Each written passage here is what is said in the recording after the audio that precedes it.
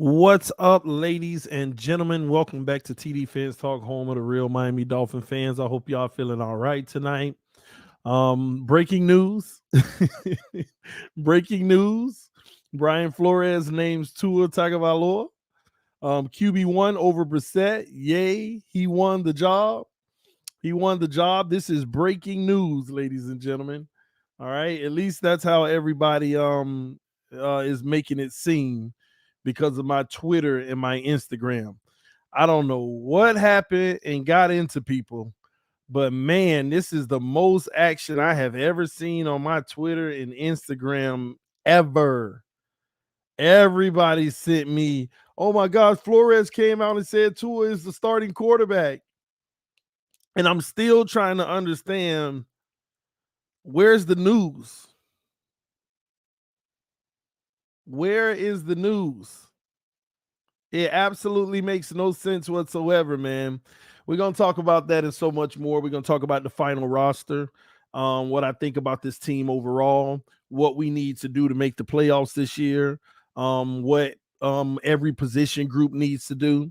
We're going to talk about that. We're going to give an updated record prediction, given the current circumstances with those who are on the team and those who are not. I'm going to give you my biggest positives on this team. I'm going to give you my biggest concerns, all of those things. This is the third stream of the day. YouTube definitely not going to send the notifications out to everyone. All day we've had 300 people in here at the 2 minutes, and now it's 53. So y'all just hit the like button, and it'll do what it do. All right, y'all know the rules. Punch the like button, let it do what it do. But I hope everybody's okay. We finally got down to our 53-man roster. I'm really excited about it. I really like our roster. I really do like our roster, man. I think they made some really wise decisions. I still think there's a move that is going to be made outside of a Watson trade. I still think that something is down the pipes, like they're eyeing someone. They're eyeing someone. They're trying to bring someone in the building. And I don't know who, but it might be at the linebacker core because that's still a little bit suspect for me. I think it might be at the linebacker core. Like I told y'all early, Jalen Smith may actually be an option. Cowboys were looking to move him earlier last week. But of course he's on the roster, and we'll see how that happens. Some of y'all saying Cam, they not bringing Cam Newton in here. That would be ridiculous. You got Jacoby Brissett to back up to him. Now, I could see them playing, games and bringing Cam in just to get intel on the Patriots. But I don't think Cam would even want to do that, because if Miami brought Cam in, he would know that they're only just trying to scout the Patriots, and he probably wouldn't even do that. All right. So I'm not worried about that. Shout out to my brother Steve Sylvain. He said, TD, for some reason they got New England favored over the Dolphins. I'm sure the line will change. It ain't gonna change, bro. They're gonna have New England favored over the Dolphins. They're gonna have New England favored over the Dolphins. I'll just put it like this: it's buffoonery, it's crap, it's definitely ridiculous. They shouldn't be favored over us, but they're going to do that. That's why we have to earn our respect every step of the way. We have to earn it every step of the way. Every step of the way, man. So they already started our season with the rookie quarterback Mac Jones, and we're already not the favorite. And their star cornerback isn't even going to play, and we're not the favorite. There's your level of respect. There's your level of respect. And we have to change that. TD, how do you feel about Tua on a scale of 1 to 10? 8. 8. I feel like 8. All right. Hopefully they answered it. We got to not only beat the New England Patriots, but we have to actually just destroy them. We got to go out there and actually play great football and get the job done and make sure that that's the end of discussion. No more debate on who's the better team, because New England's in a pivotal. Oh my gosh, long day. New England is in a pivotal state of their organization where Brady's out of there. They had a down year. Some people can blame it on COVID. But now, everybody's back. They done made all these new signings. Will they go up or will they go down? Was it Brady? This is the year. And Mac Jones can basically put his statue outside the stadium if he comes out and he balls out this year. That's the messed up part about it. Mac Jones, if he actually balls out this year, he can go ahead and put his statue outside of the stadium after 1 year. New England truly believes in this kid, and they think they already see something on the level of Brady, which is crazy, but still, you never know. Time will tell, man. All right. Somebody said Patriots are in a rebuild. You can't tell them that. They not shipping off talent and going young through the draft. No, they went and spent all that money in free agency. Miami Dolphins got to show up and show out. It's no excuse, no questions asked. I mean, it's time to play football. It's time to get the job done. Brian Flores has selected his team, and he feels that these are the 53 guys that can get the job done. All right. But we're going to talk about all those things I said. Let me go ahead and address the elephant in the room straight up first. First of all, ladies and gentlemen, we got to stop. We got to stop this level of delusion. I know they call me delusional, but we have to stop this level of delusion. The truth is, there should never have ever been an argument about Deshaun Watson. Whether you like him or not, there should have never been an argument. Some people say they would like him in Miami. That's their business. Some people say they wouldn't want him in Miami. That's their business. Bygones should have been bygones this entire time. What is wrong with somebody wanting somebody else and others wanting to keep what you already have? It's just opinions. It should not turn into fights and drag out arguments and stuff. It never should have. But what I always talk about is the delusional part of it. All of a sudden, the headline for so many people is Stephen Ross denies the report that he is pushing for Watson. I gotta ask y'all in the comment section, because I just want to know basically the intelligence level of people who listen. Did Stephen Ross deny that he's pushing for Watson? I'm just curious. Did he deny that? Yes or no in the comment section. I just want to test intelligence, man. The answer should be yes. He denied that he's pushing for Watson. Now, here's the most important question I need to ask y'all. The original person who reported the Stephen Ross story, did they say that Stephen Ross was pushing for Watson? That's the $1 million question. The original story that came out, and I quote, said Stephen Ross wants Deshaun Watson.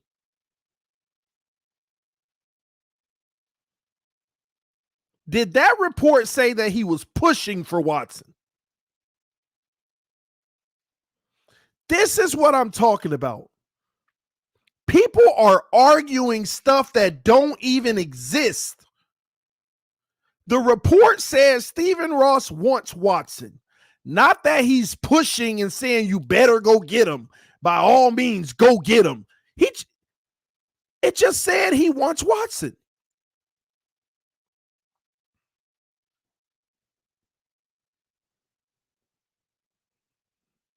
So it never made the original post false.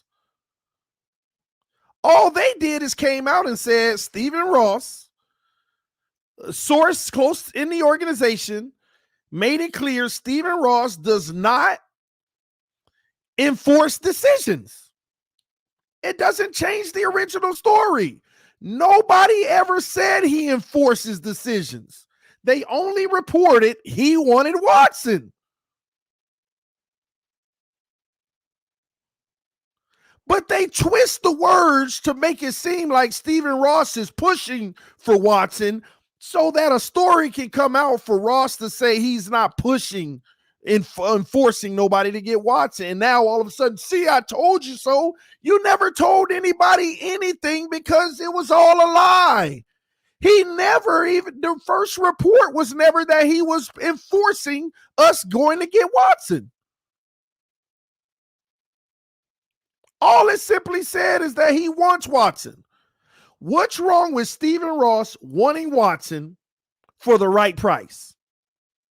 Just like Stephen Ross wanted Joe Burrow, tried to trade up, Cincinnati said no.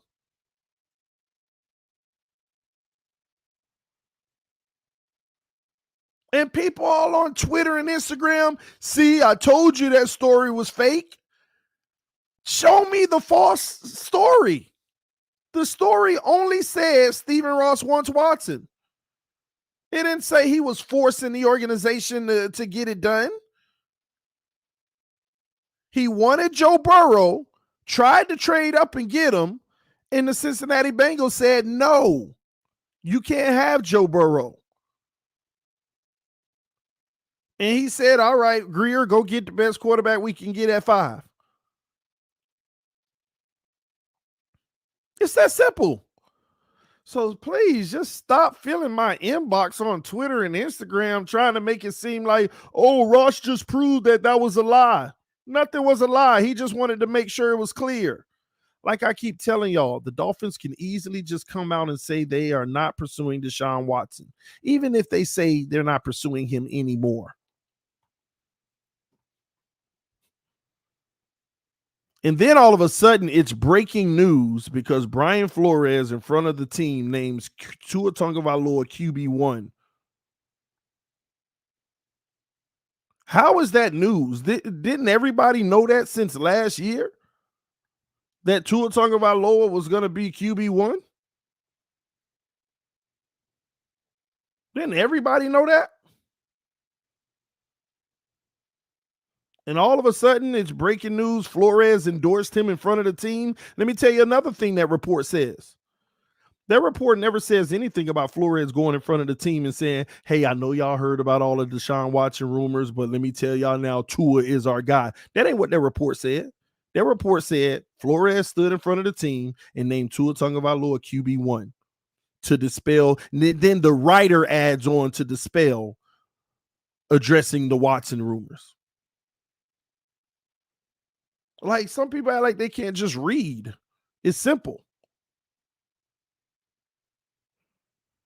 It's not breaking news that Tua Tagovailoa is our QB1. It's just not. Everybody should have already known that.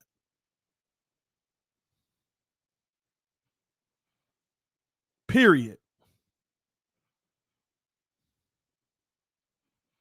Apparently, the fan base needed confirmation that he was our QB1.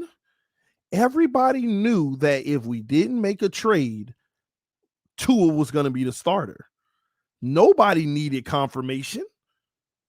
What they really want is confirmation that we are not attempting to get Deshaun Watson. That's what they really want. And that is the one thing we still have not gotten.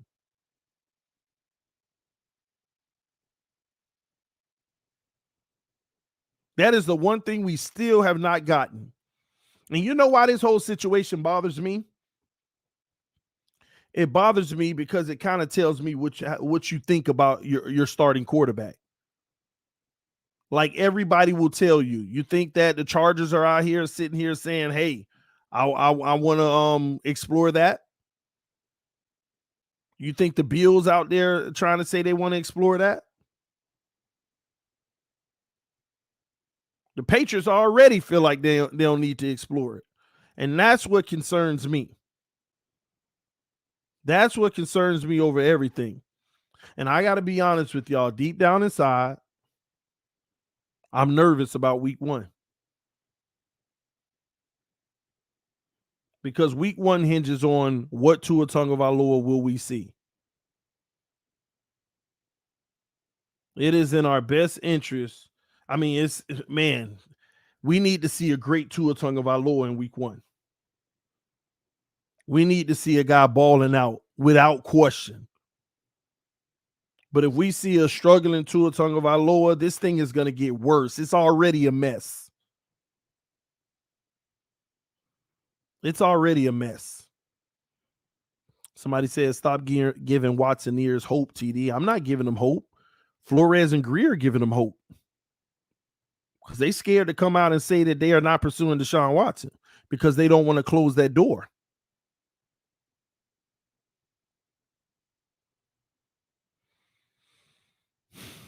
I'm nervous week 1 too, but it's a good nervous. I hope so. I hope it's a good nervous, like anxiousness. Let's hurry up and destroy him. Because I'm nervous, man. Because nobody wants to sit here and say, what if he struggles in week 1 and Mac Jones out here looking amazing? Nobody wants to talk about that. And then if it happens, everybody going to go in defense mode. They're going to go blaming everybody else on the team, the wide receivers, the whole line and everything. Hopefully we trade somebody in the linebacking core to get better at run stopping because I'm nervous about stopping the run. Y'all got to realize we were no good stopping the run last year, and we got the same culprits. We were no good stopping the run last year. And I was banking, I'm on AFC East roundtable. Well, that's why we brought Bernard McKinney in. He's going to make the difference because he has had a good camp. That's what's even crazier about it. He had a good camp, filling holes, all the beat writers. Man, the way Bernard McKinney fills a hole is just unbelievable. You can feel his presence automatically. That's what they were saying about this man in camp. I went down there and I saw it for myself.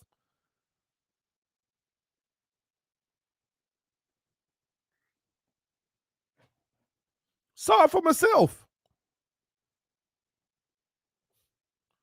I'm worried about stopping the run because what do you think Bill Belichick them gonna try to do from right out the gate?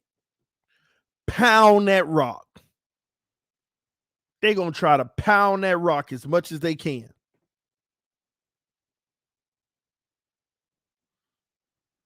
Jose Lucas, you sound real illiterate right now. You sound real illiterate right now. If you feel that way, why would you even be listening to me? That's real illiterate of you. Don't worry, I'm going to help you out, though. I'm going to help you out.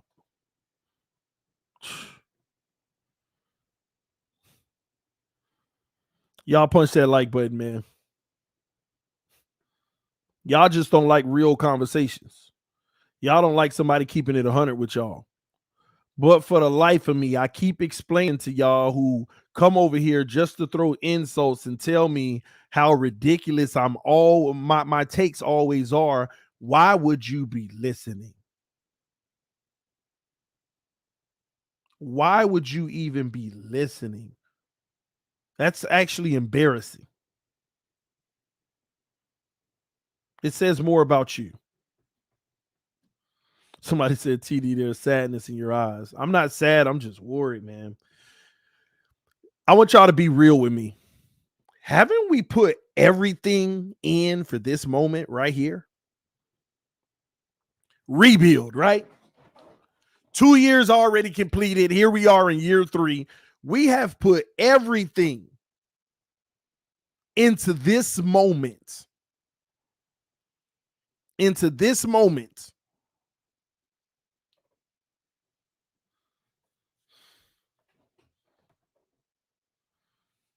Somebody say you worried about Tua. See, there's a part of me that feels like the kid's going to be all right. It may not be the prettiest, but he's going to be all right. He's going to get the job done this year.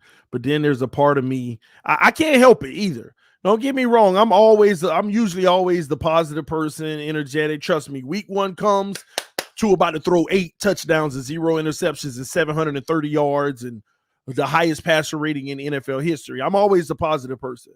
But if I can pour it out and be 1,000 with y'all, I have this feeling on one side that's like, he's going to be all right. He's going to be all right. He's going to make enough plays to where we feel real good and we get excited and we're getting the job done. It won't be the prettiest thing, but he's going to get it done and his growth is going to show. Then on the other side, and don't get me wrong, it's based off of the Miami Dolphins history. The other side isn't saying, but, you know, he's going to struggle in this and that and this. It's just, what if he does? It's the most, like be honest, we've built everything for this moment, and if we see disappointment, like put it like this, if we go out there versus New England and it's punt, y'all know what I'm talking about, kind of what we saw in a lot of cases last year. If it's punt, at what point can we not take it anymore? I felt like this last year. People in the comment section right now, TD, relax. It's gonna it's okay. Just have faith. That's what y'all told me last year. That's what we said last year. You see what I mean?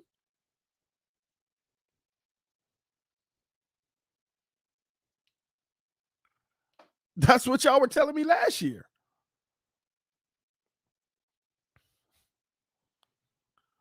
If it's punt, we are trading. Oh my God. Bro, you gotta chill. See, Shaka, we all gotta chill until we struggle, and then we recognize the issue. Why do we always have to chill until the worst is proven? And then even when the worst is proven, they still tell you we gotta chill. Why is that? Why is it that if the Miami Dolphins go out here and win 6 games and he struggle, next year we're gonna see new leaps and bounds and y'all gonna say the same thing? Why is that?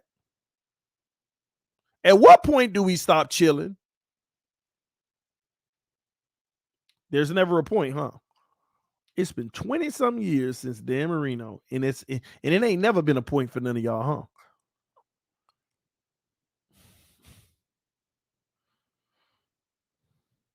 I believe in him, but something is just telling me he's going to struggle and throw picks, and it might sound dumb, but I feel an injury might happen. Ooh, don't say the I word. I was with you on all the other stuff, but don't say the I word. That's the last thing I want to happen. Let me tell you why injury is the last thing you want to happen.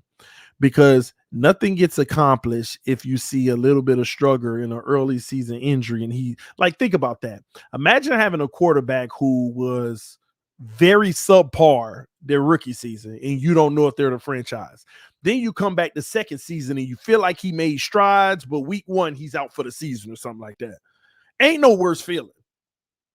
because you still don't have an answer, but now you got to wait a whole nother year to give them a fair shot. Don't say the I word. I don't want to have the I word over here. I don't want the I word over here. That's no good. That's bad business for us.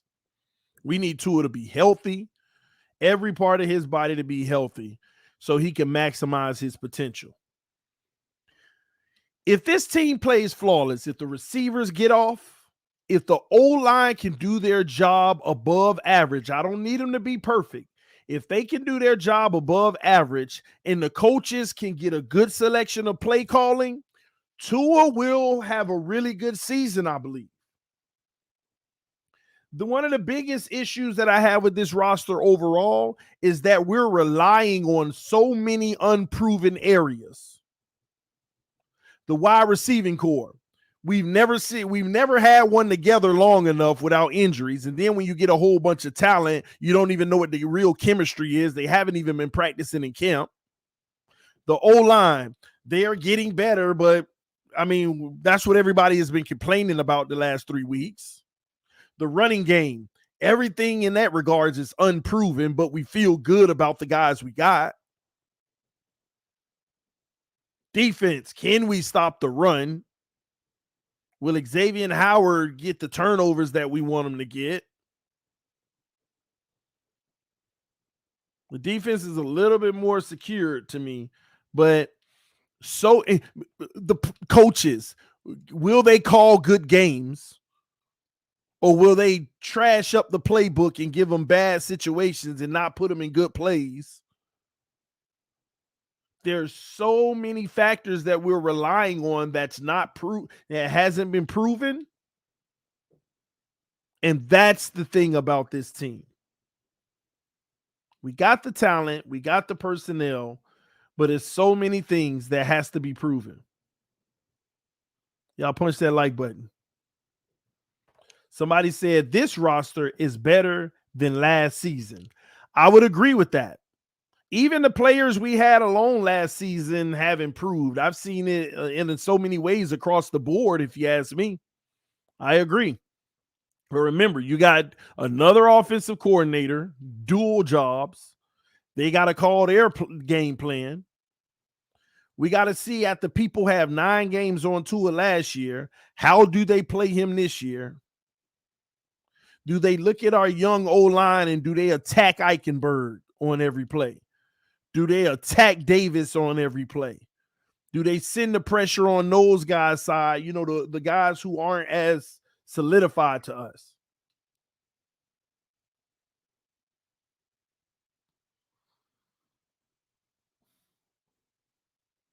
But sometimes we got to stop looking at the Dolphins and go look at your opponent. I want y'all to help me in the comment section. What are the Patriots' concerns? What are the Patriots' concerns? They got them. But what are their concerns? What elements are unproven for them? They have elements, and we'll talk about them, but I want to know if y'all realize it. Because we always go into games blind and say, oh, we finna destroy them, but we can't even tangibly say what element of the game we're going to take advantage of. What element of the game are we going to take advantage of that they're not going to take advantage of? Just curious. Unproven QB. We both got that.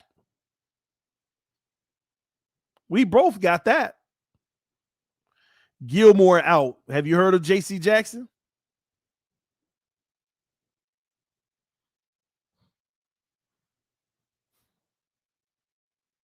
I'm just curious. Let's make sure we understand something. Y'all do understand the corner, one of their best corner was out last year, and J.C. Jackson put up 9 picks in his place. Y'all do understand that J.C. Jackson is a beast. He's on pace to become one of the best corners in the entire NFL. 9 picks as a kid, early in his career. Wide receivers, I would give us that. I would definitely give us the edge on wide receivers. but I would give them the edge in the running game. Would y'all agree with that or no?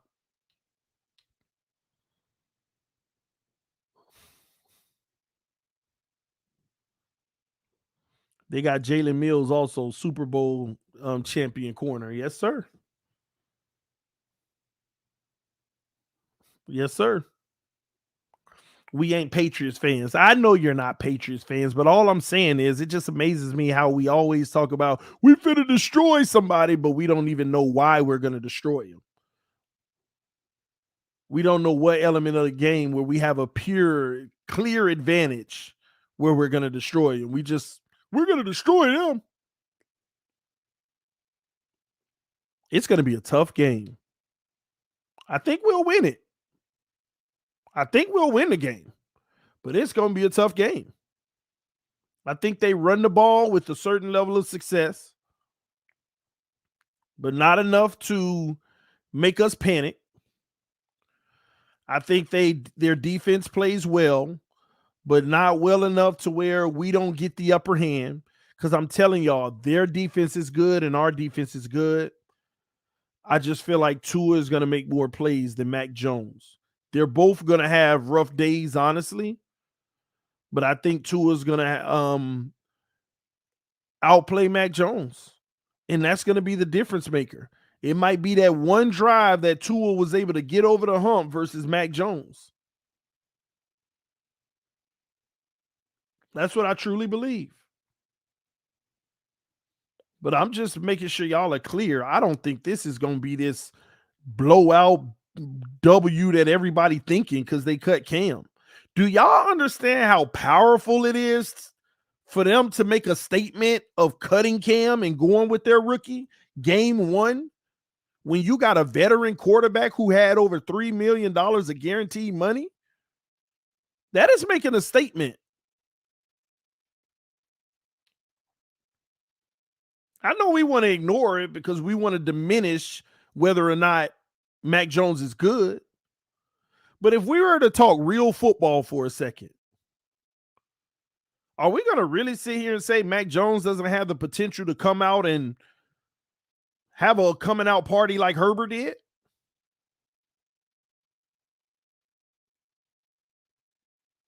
Are we going to really sit here and not talk real football and acknowledge the fact that Mac Jones has the potential to come out and have a rookie season just as good as Herbert's?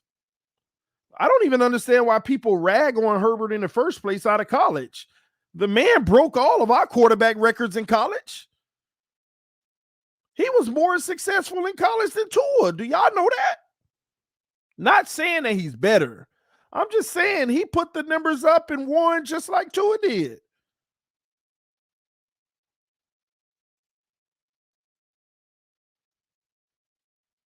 The only benefit for us is he may not have the weapons Tua's going to have. And that's where I think there'll be an advantage for Tua. Even though their defense is good, I just think that, hopefully Waddle can get off, Albert Wilson, but we got to make plays. Somebody said stats only, bad tape. Well, educate me. I'm not perfect. I don't always get it right. Educate me. Why is that a bad take that Herbert put up the numbers Mac Jones did? Actually better. Actually had better numbers. And the crazy thing is he does it all in the pocket. I don't know why people rag on the pocket passers. If you're an elite pocket passer and you got an O-line that maintains you a pocket every time, that's deadly. Y'all do understand all these running quarterbacks are making up for the fact that they can't stay in a pocket and get it done. Y'all do understand that. I'm not saying these mobile quarterbacks can't stay in the pocket, but if they had to just stay in the pocket, they wouldn't look as good. What makes them great is their ability to get out of the pocket and make a play happen. If you could stay in that pocket like Brady and kill people, that is more valuable Y'all don't know if y'all don't understand that. Everybody think the mobile quarterback is more valuable, but if you can stay in the pocket and torch everybody,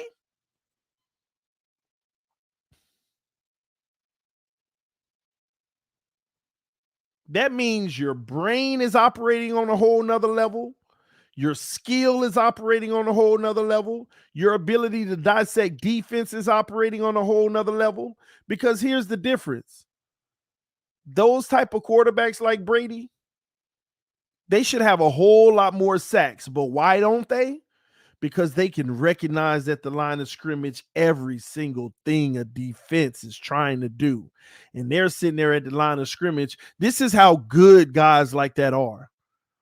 They're never thinking of running. What they're thinking in their mind. See, let me tell you, this is what the mobile quarterbacks do. I got to play. If it don't work, I'm getting out of there. And their careers usually don't last as long as guys who stay in the pocket. By the way, let's get that straight now. But the guys who stay in the pocket, they think differently. They don't say, if it's not there, I'm a run. They say, oh, before the snap, I can already see what they're trying to do. And let me take it a step further. This is how beautiful it is. They say, it's 2nd and 8. The way they're designed, I can get about 8 yards, but man, I can see what they're doing. I'm gonna audible into this play and get 15. See, them mobile quarterbacks, they might recognize they can get 8 and they running it.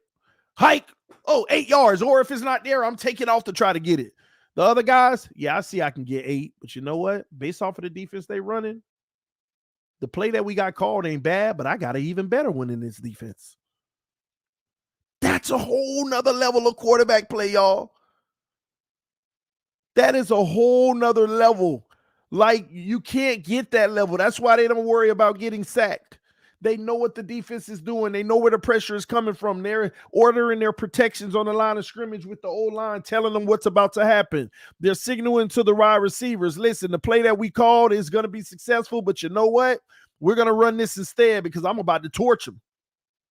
Do you know how many quarterbacks go with the 8-yard play for the first down instead of the play that they've learned could be better? Because they haven't even learned that it could be a better play. Quarterback go to the line of scrimmage. Ooh, the safety coming downhill. I should have that out route easily for 5 yards. But Brady and guys like that, ooh, I can have that out route easy for 5 yards. But you know what? I'm going to send the receiver on the right side in motion. Not only am I going to have that 5-yarder, but now I got an opportunity to get a 20-yard gash going up the seam. I'm going to play both of those. Everybody else, I'm going to let run their original route. They ain't even got to know. It's a whole nother level. And I just hope Mac Jones don't become that guy. TD, do you think Tua has a soft arm or a receiver-friendly throw?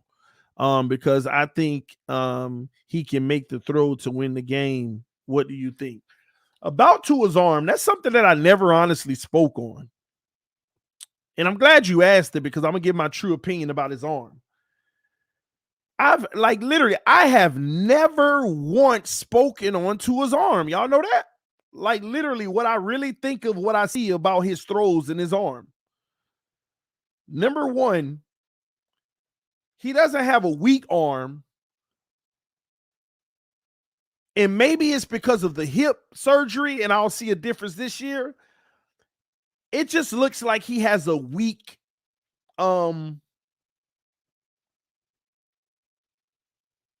like deep ball throwing mechanic. I don't even know how to explain it, man. It's almost like he's putting real effort to get it where he needs to down the field. You know how you got them guys, the flick of the wrist, that thing is sailing 60 yards. It's like, he's like, oh, I got to get it. Like, I don't know. It just feels like an emptiness under the air, not where the ball is literally owning the space that is traveling. It's almost like it's getting there. It's going there. Now you put him on a 5-yarder or 10-yarder. I see times where he got a little zip in it where it could fling.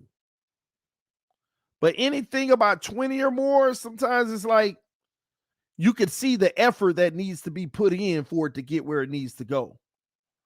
No, it's not called the zip, because guys with a zip bring that beautiful spiral bullet into it. A lot of his, believe it or not, don't even look like spirals. It look like wobblers going sometimes. I'm just being honest. When you really go look at the passes, they kind of look like wobblers sometimes.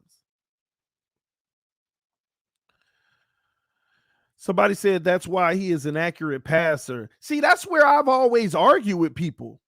Like, whenever I look, like when I watch every single drop back of Tua in Alabama, and I studied all his film of last year, this accuracy thing confuses me, because this whole accuracy thing means that it's like within like 1 foot of the receiver. They say accurate. The ball was placed within a foot of the receiver. Accurate. This accurate notion, I've never really got that. I see deep balls where guys are running and they got to turn their body around to get it.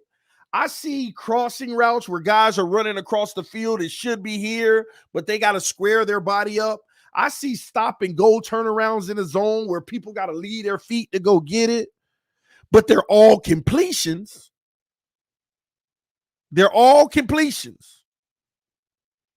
That's all that matters to me. But if we're really having that conversation about accuracy, it's rare where I see it like in stride dropped where the arms are reached out and they got it and they go with it. It's either a little too far or they got to look back for it. And that don't mean it doesn't happen. Sometimes he drops it right in there. It's a thing of beauty. Everybody does, though. But I'm talking about that every single throw is just, man, right on the money. Y'all don't notice that? And that ain't no hate. I'm just telling y'all what I see in the arm. He gets it where it needs to be with completions. But as far as this accuracy thing, I just personally have a different definition of accurate. And I'm going to be honest with y'all. Sometimes it seems like he's better at the difficult throws than he is at the simple ones. What do I mean by that? If you're in the red zone and you put it only where your guy can get it, sometimes he makes amazing plays when he do that. He puts it right where only his guy can get it. But in a regular flow of a crossing route, an out route, a blah, blah, blah, there's always a reach back by the receiver, or somebody said, not true, my guy. Bro, I'm going to tell you now, I can literally just pull up any highlights right now. And I'm not saying, what I'm trying to explain to you, I'm not saying this on every play, but I could pull up any Tua Tagovailoa highlights right now, and I can show you what I'm talking about. I can show you what I'm talking about. And somebody said he led the league, bro, in contested completions. What are you talking about? That's my point. When a receiver got his man beat by 1 foot, if he puts it in front of him and running in stride, it wouldn't even be contested. Some of them, the only reason it's contested because they got to turn back a little. They have to turn back a little. What I'm trying to say is this isn't always the case. There's some beautiful throws too. There are some beautiful throws too. I'm trying to tell y'all, there are some beautiful throws. I'm not saying this all the time. I'm just telling y'all what I kind of see sometimes.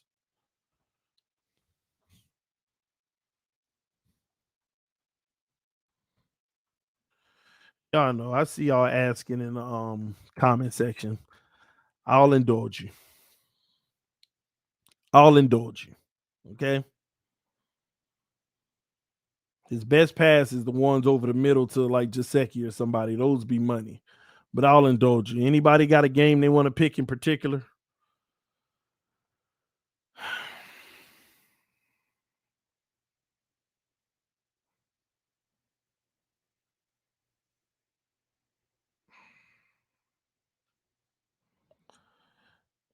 If it's a deep pass, Tua has not shown it.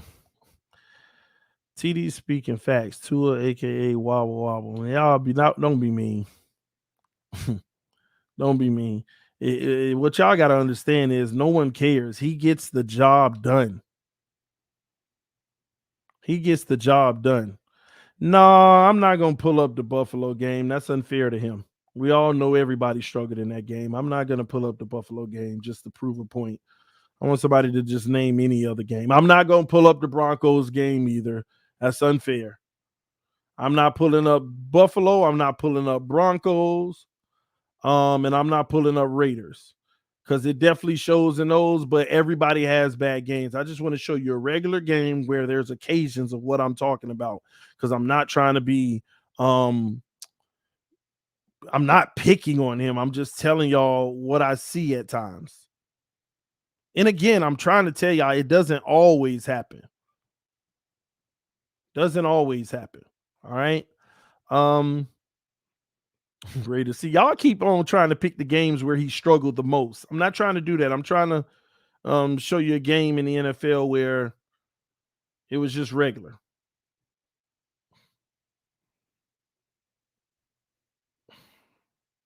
Give me a second, man. Give me 1 second here. Pats.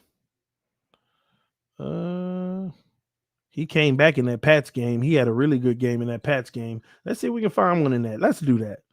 And I want to do the Pats victory. He had a victory in that game, so I'm gonna see if there was anything in that one.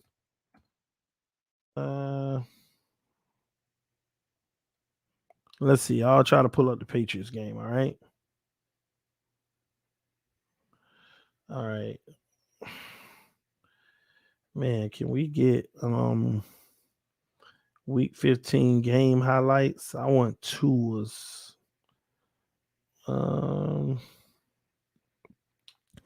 Bring up the Denver game. I am not going to pull up a game where we all know he struggled. That's just me catering to proving my point. I want to pull up a game where I feel like he did decent, where I could still show you those characteristics. All right. All right, here we go.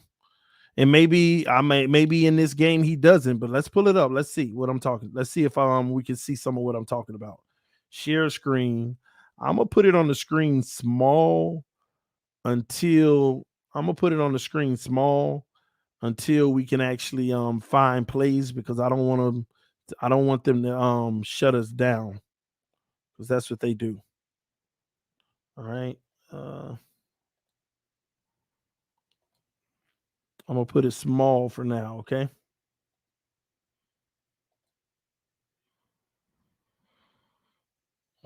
Hopefully we don't get shut down.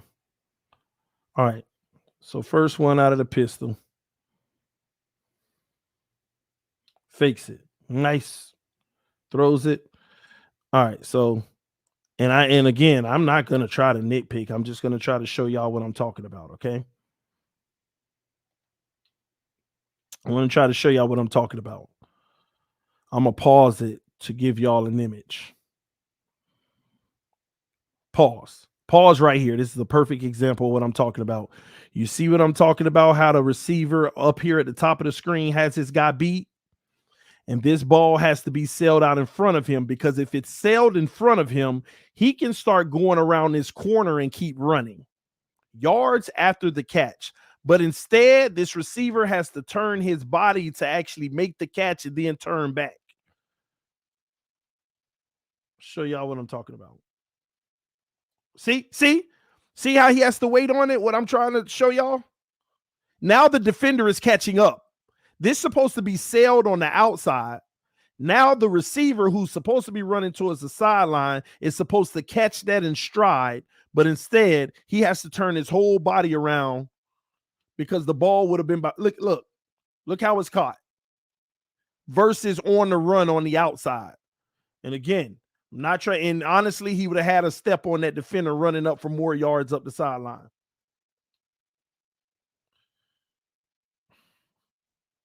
Another one. To me, this is just a little late.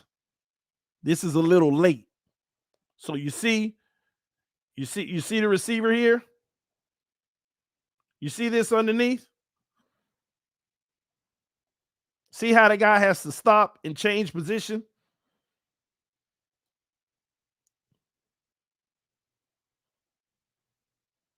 This is what I'm talking about. Nothing is actually on the run for these receivers.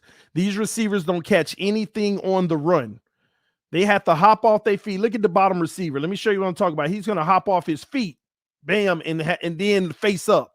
Nothing's actually in stride. But they're complete. Nobody cares about that, right? It's not a biggie, honestly. This one, again, not a bad throw. It's complete, but once again, where is the ball supposed to be placed? On the outside so that he can head upfield. But he has to turn his body and actually get the catch. I'm just saying. I know y'all feel like it's nitpick, but there are quarterbacks who's selling it out there, and the guy's already running. Nice run up the middle. Got to be out of the pistol or the halfback draw.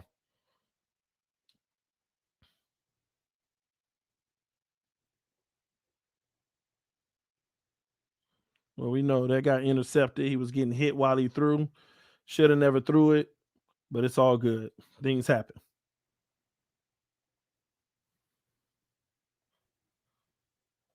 All right, here we go. Back to the action. Traffic. Man, let me see what happened on this play. Who got blown up by the running back over here? Somebody just got blew up by the running back. Faked, just got beat. That's terrible. Who is that? Who is that? Ahmed or who? I couldn't see who it was. Just terrible. Should you call not helping your quarterback?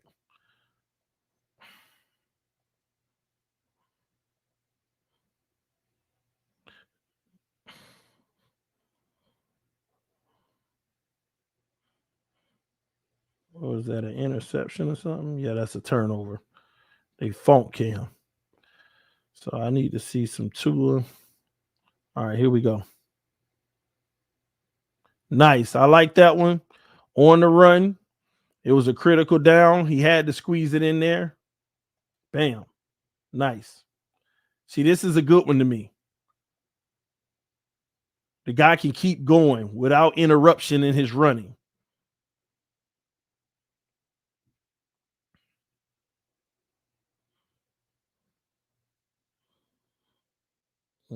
Get down. Don't get hurt.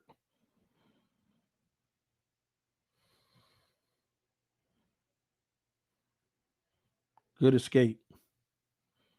That one ain't nothing you could have done. That's how you have to throw it after all that pressure coming your way.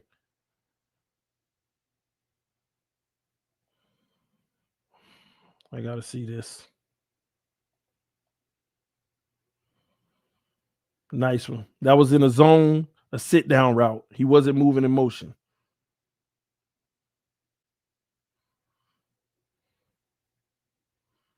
This isn't what it is.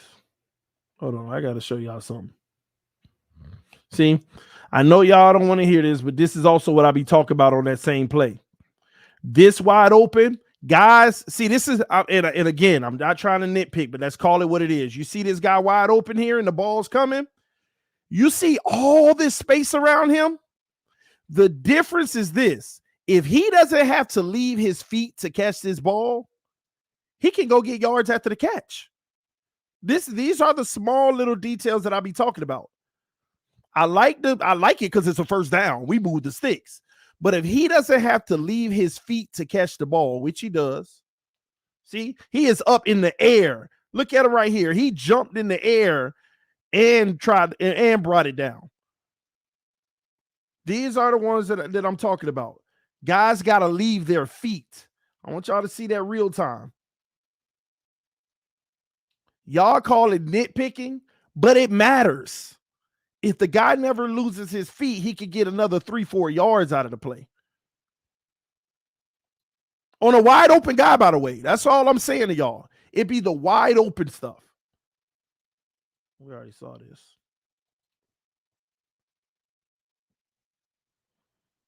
Another run. Good run, too.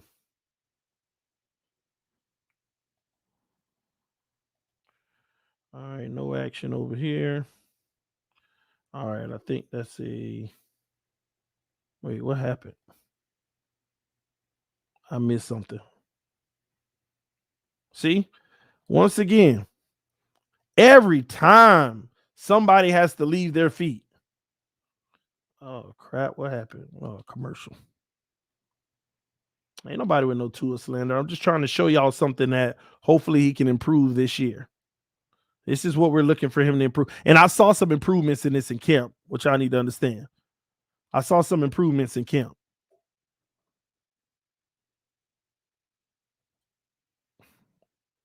I don't know. I think that's Isaiah Ford. I don't know who this is. But down here at the bottom, every time these guys got to leave their feet. Every time.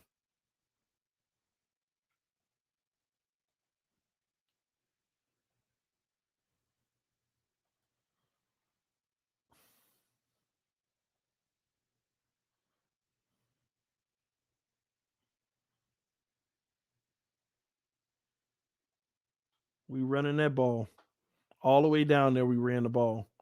And Tua finished it off with a run. That was more of a running drive. I remember that. We kind of ran all the way down. Then we got the extra point. Cam came out, did a few things. Pistol again, but we're going to run it because we're up. We're trying to drain the clock. We're going to keep running the ball. We just keep running the ball. And pretty much that was it. I don't think we ever threw the ball again. We kind of ran the ball to victory in that game. All right. Any other game? Any other game? We could do one more. Any other game?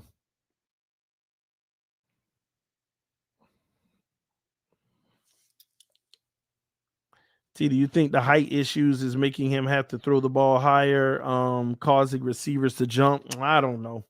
I think it's, and you know what? He got a deceptive arm too. Sometimes the way it's released looks like it's higher than it actually is, but everybody leaves their feet to catch his passes. It's just the truth. Everybody leaves his feet. Oh, the Chiefs. That's a good one because he actually had a really good game versus the Chiefs, and he threw the ball a lot. So that's a really good one. That is a really good one. That is a great one to go over the Chiefs. He threw the ball. He actually had a decent game. So yeah, out of the pistol, fakes the handoff, rolls, extended the play, incomplete. No biggie there. He tried to make something happen. Can't put that on him. Looking, holding the ball.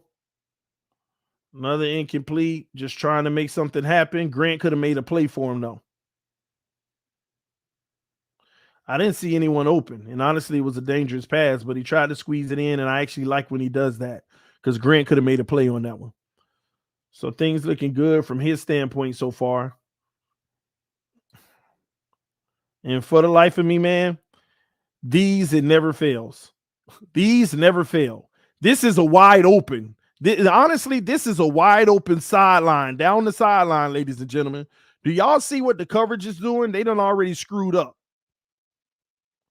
This guy is worried about this receiver slant, and on top of it, Tua's doing an excellent job selling it by looking at this guy. But again, it got to be out here so he could turn around and run easily. But look how long we wait to get it, so he can't throw it outside or it'll be out of bounds now. And look, it shouldn't happen. Honestly, the ball should have been out because this guy was already taken. That receiver already took him right here. He already got him out here. That ball should have been out. And that would have been right up the sideline. But instead, he goes up the sideline, but that could have been a bigger game, man. It's the timing of it all. Fakes the handoff. Nice. In stride. Nice route ran. Maybe it's just better defense. And I got to be honest with y'all. Y'all call it nitpick all you want. But once again, I want you to see where the receiver tries to catch this ball. Instead of throwing out in front of him where only he could get it, watch what number 15 does. His body actually turns around because, look, He has to jump off his feet to try to get the ball versus reaching. All I'm saying is put the ball where guys reach out to get it and defenders can't do nothing about it. You can call it nitpicking all you want, but the great quarterbacks do these small things. The greatest quarterbacks put it out there so the guy can reach for it versus giving a defender a chance. This is giving a defender a chance. In the NFL on a third down, which this is 3rd and 3, in the NFL on third down, stop. You see this right here? That's open on the slant. You see, he got inside leverage with a whole foot separation. If the ball is thrown on the inside, that is a first down if he holds on to it. But tell me, how does the defender get his hands on this ball? Look, he starts narrowing it out. No, y'all don't understand. The great quarterbacks put that ball in front.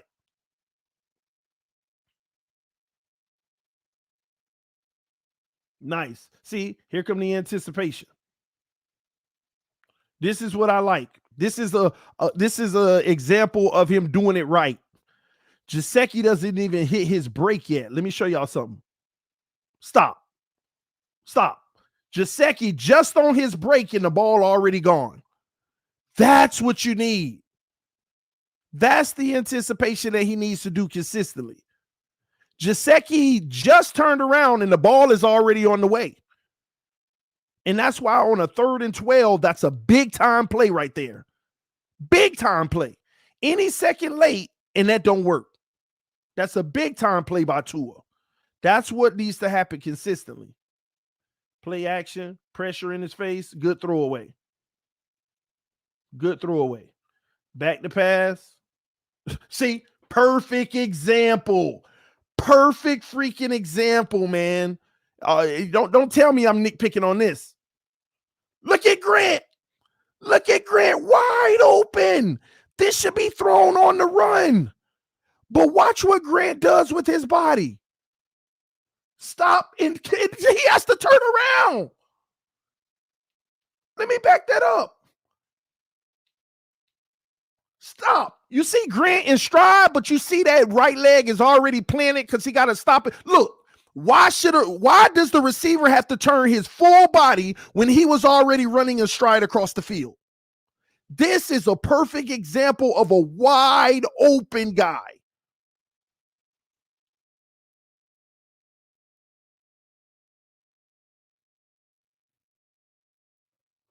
And so this is what I mean when we say accuracy. It's still a completion, but the way he throws the ball is limiting our yards after the catch. And Grant still gets off, but man, Grant should have been up in here already. You can't deny that. These are those small areas. I could show you some Mahomes plays right now where the guy is on the run, just easy sailing through. This is what I'm talking about. Do you think Tua will have this fixed this season? That's what we're relying on. Him to have this exact trait fixed. He gets this fixed, this defense is going to be, this offense is going to be scary. This offense is going to be scary. Y'all can listen. I'm going to keep showing the film. Y'all can keep ignoring the facts all you want. You can say I'm silly. You can say I'm nitpicking. You see exactly what I see. Ain't no walking around it. It could be, all I got to ask you is, could it be better? It's still a completion. We still getting first downs. Clap, kudos. I'm all for that. But could it be better? And don't give me the, of course it could be better, but you don't need to. No, I'm just showing you the next level that he needs to take. And if he takes this next level, man, it's going to be scary. But don't give me most accurate. There are guys that are way more accurate than this. A lot.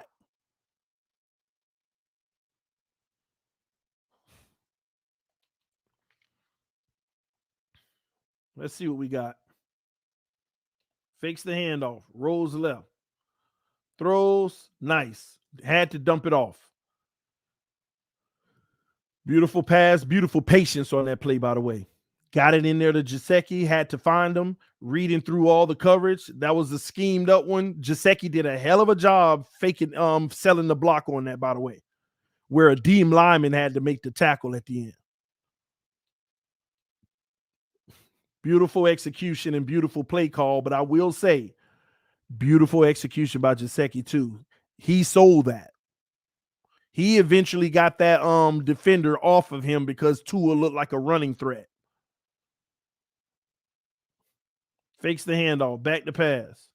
Hesitates, goes underneath. All right. It is what it is. Dumps off. I can't see the whole play to see if there was an opportunity to take a shot or anything. But these are the plays that I'll be trying to tell y'all about. Let me show y'all something.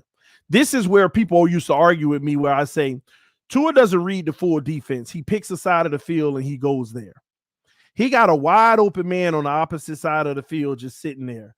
You see over here at the bottom of the screen, watch who comes uncovered wide open.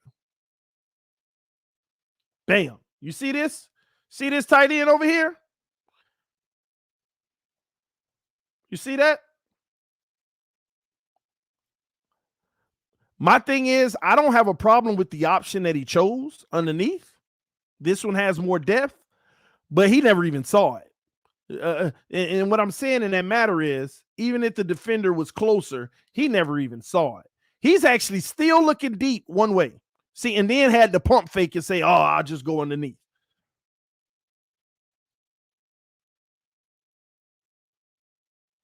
He definitely knows where he wants to go. All right. Fakes the handoff. That was a weird one.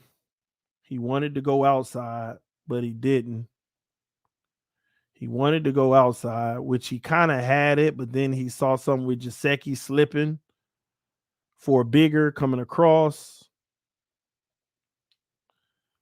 which is still good coverage. He throws it. And once again, I kind of blame Gesicki on this a little, even though it's a completion. Gesicki, you see the situation, keep moving, shuffle those feet over into the open area. He's actually waiting on you to do that. That's why he hesitated. And then when you finally shuffled over, he got it to you. Gesicki could have helped him make that play. That's the difference between Mahomes and Kels. Mahomes and Kels, they feel that out. I could tell you on that play right there, Tua was trying to feel it out, but Gesicki didn't help him. Gesicki did not help him on that play. Tua was ready to pull the trigger, but Gesicki didn't help. The defender got in a good position. That's where their growth has to come from, of them getting on the same page. But good throw by Tua, not rushing it the first time. And I think it was designed that way as well, not to go out in the flat.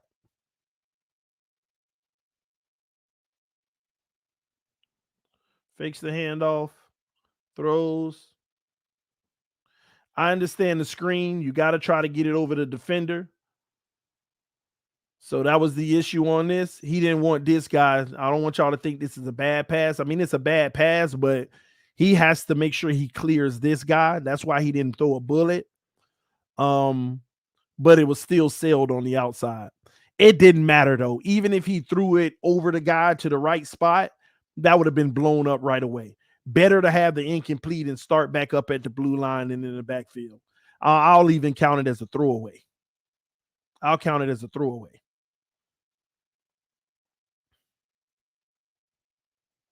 All right, so what do they got so far? First 10 pass attempts.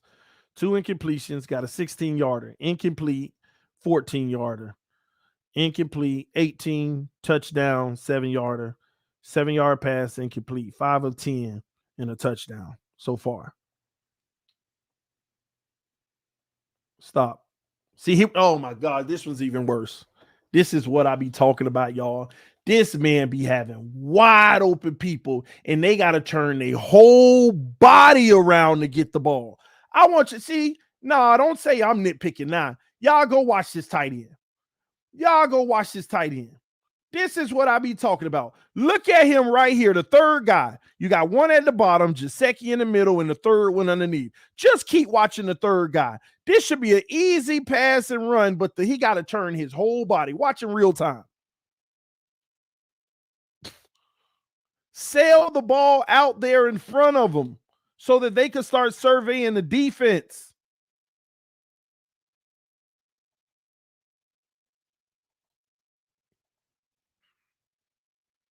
Bam. This is what we talked about last year. See how Grant is at the sticks?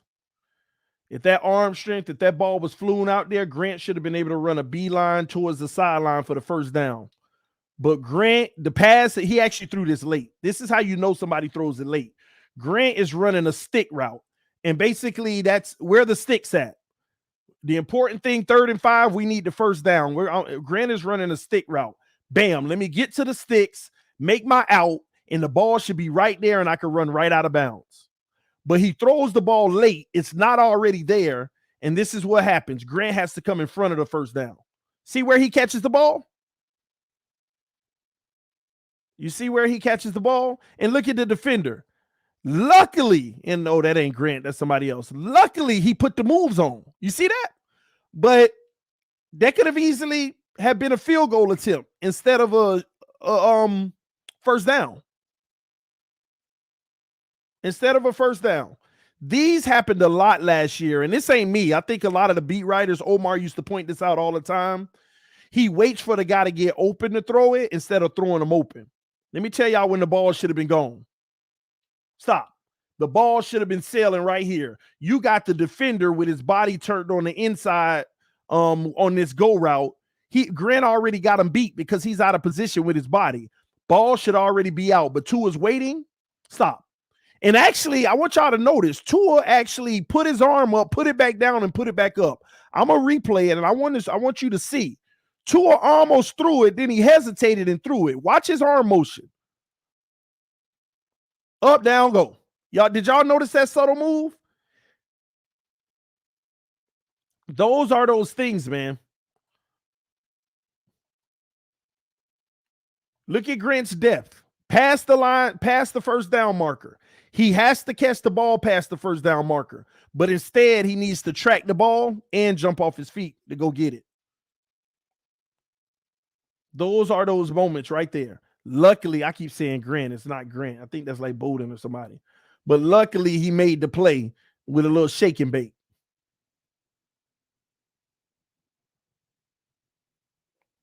Fakes the handoff, looking. Good tight coverage, good completion. Let's see. What do we see on the play?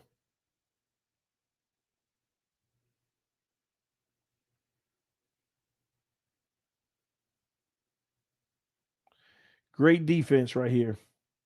I think that this is really some great defense right here.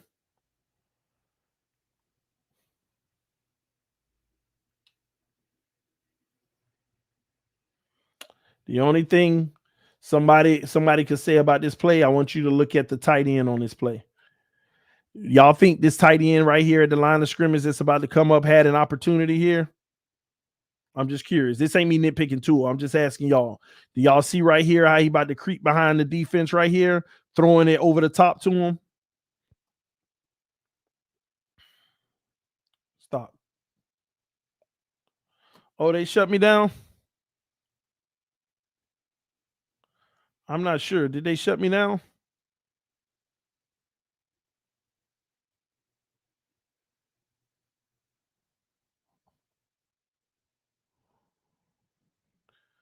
The stream went out, TD. Can you hear me? Yes or no in the comment section. Can you hear me?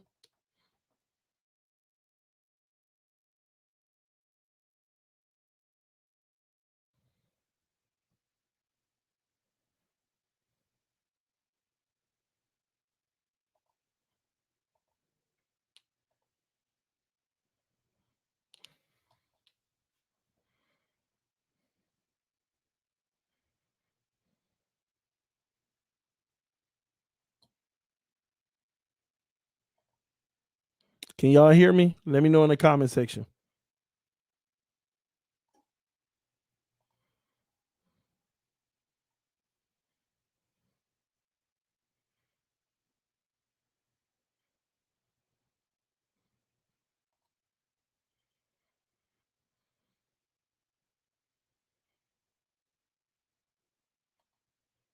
Aw.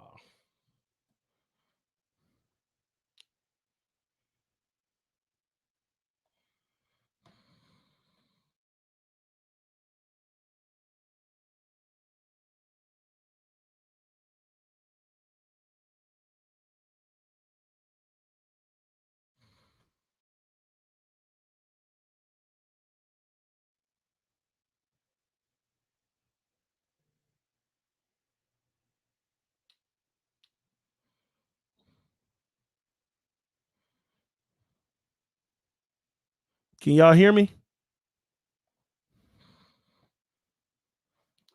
Testing, testing. Can y'all see me? Can y'all see me?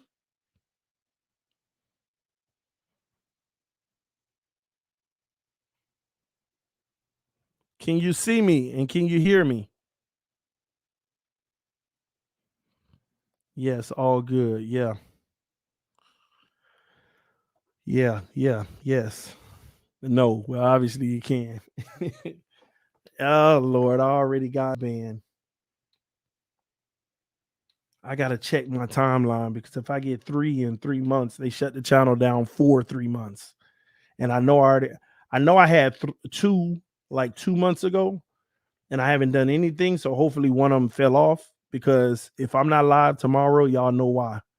They shut me down for 3 months if I'm not live tomorrow. Hopefully I'm good. But go subscribe to TD Sports Talk anyway, because that's always the backup. That's the backup. TD Sports Talk. All right. Um, but yeah, all I was trying to show y'all. And listen, I didn't listen. I wasn't trying to do no all 22s because I wanted just to show all his throws.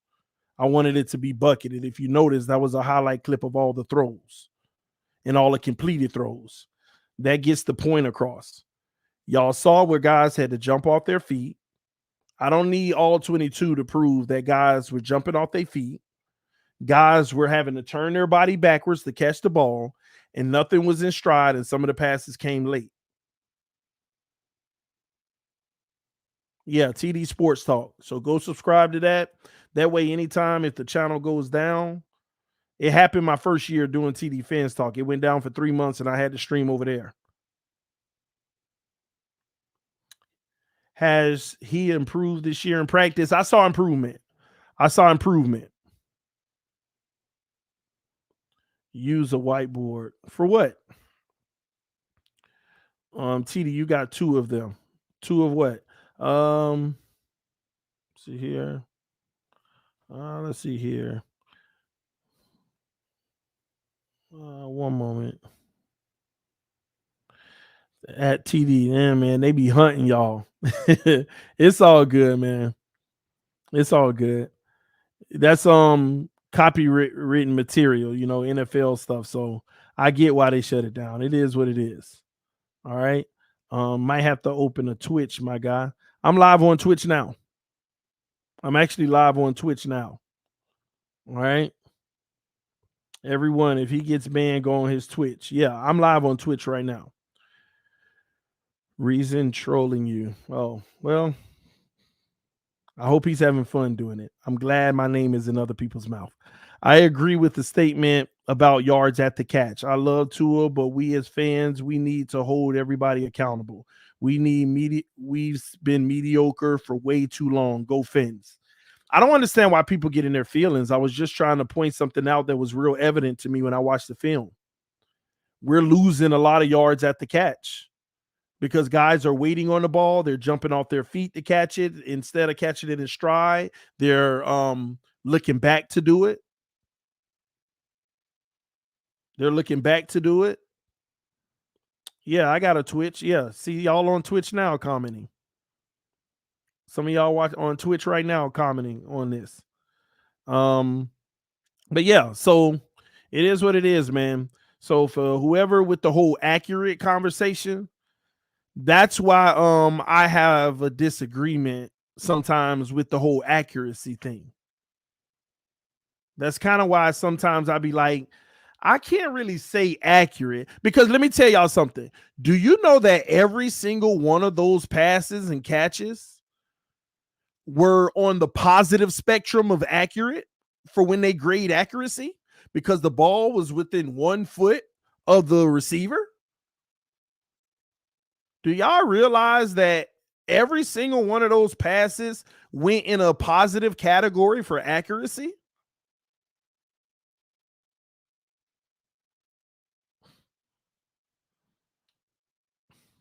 It's crazy, man. That preseason game, he hit Jasecki in stride.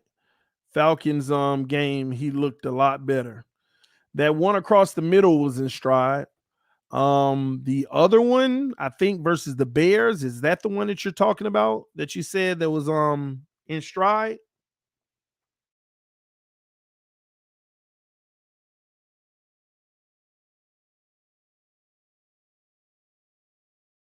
Something. Tua will be way better this season. Yeah, I agree. I definitely agree with that.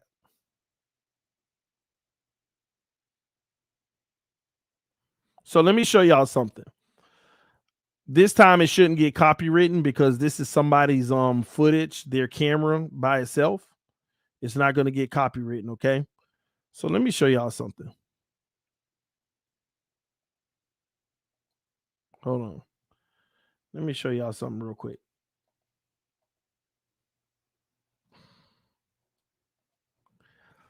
Y'all remember that Chicago Bears game? Do y'all remember that Chicago Bears game where everybody keeps saying that Gesicki was hit in stride, right?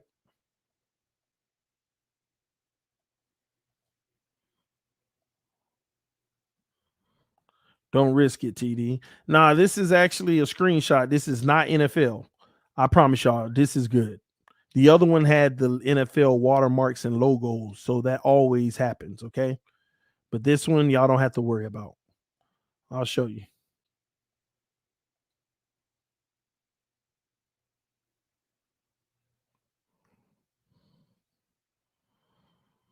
Matter of fact, I'll go full screen for y'all. All right, so this is what I be talking about. People, for some reason, feel like this is in stride. For some reason, they think that this is on the money. You see Tua? Stop. You see Gesicki? Ball should be placed in front of him. Watch what Gesicki does. Gesicki has to wait and turn around. You see what I mean? He waited on the football. This is exactly what I'm talking about. Nobody should have to turn their body like this on a throw. And this is what they call in stride. He hit Gesicki in stride in the Bears game. This man got his man beat. The ball needs to be on the outside. And look what happens. And let me tell you the messed up part about it. Gesicki never gets caught if it's in stride. Gesicki would have never got. Look at the separate. Gesicki would not have gotten caught if it was in stride. He just wouldn't have.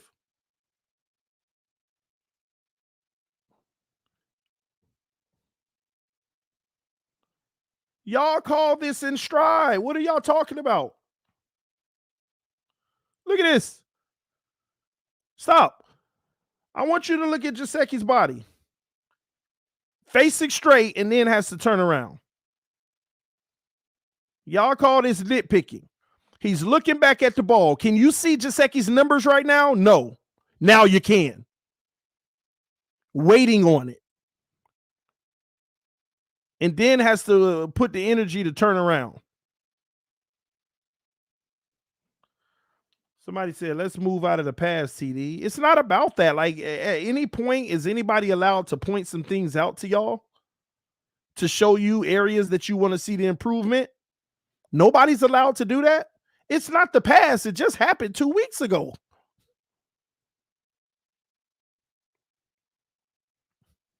It was a stride Falcons game. Boy, it was. That was a beautiful pass down the middle of the seam in the Falcons game. I agree. I agree. But these are those plays that have to happen, man.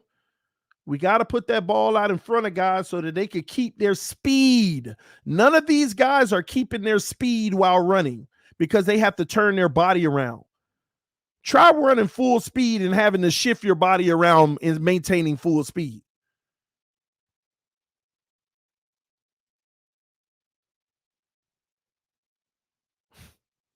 You never played football. It shows, and you're a lie. It shows. You're a lie. You don't know nothing about my life. Nothing about my life. Are we going to sit here and deny the fact that Gesicki couldn't maintain his full speed on the route?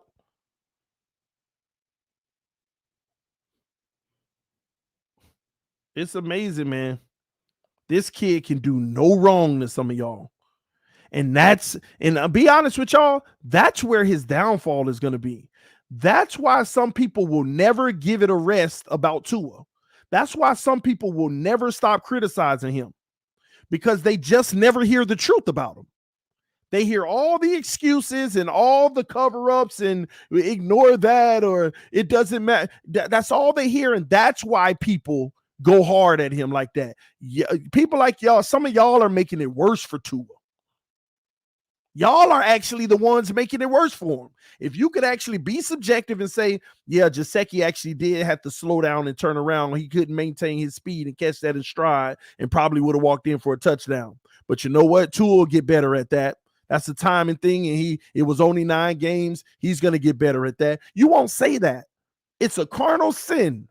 It's a sin to y'all to say Gesicki had to slow down to catch it. Oh, you nitpicking. Why you hating? It's a carnal sin for y'all. But if Herbert would have threw that ball and it was out in front and it was a touchdown, man, Herbert, because he got weapons, or he got an old line. Y'all make every excuse in the world. Y'all are the reason that Tua is the most criticized. Some people criticize him so much just to make up for all the fake praise, the over-the-top praise. Somebody said, who are accurate QBs? Patrick Mahomes. That's their specialty, yak, yards after the catch. Guys like that. Brady puts the ball right where it needs to be in motion. Aaron Rodgers puts the ball right where it needs to be in motion for the receiver. Watson puts the ball where it needs to be in motion, where the receiver is still running and catching the ball, and they don't have to look back to catch it to slow down their route.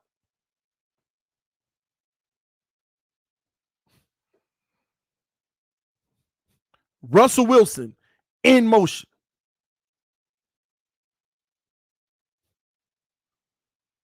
These are facts. I would say Josh Allen, but I can't stand that bum.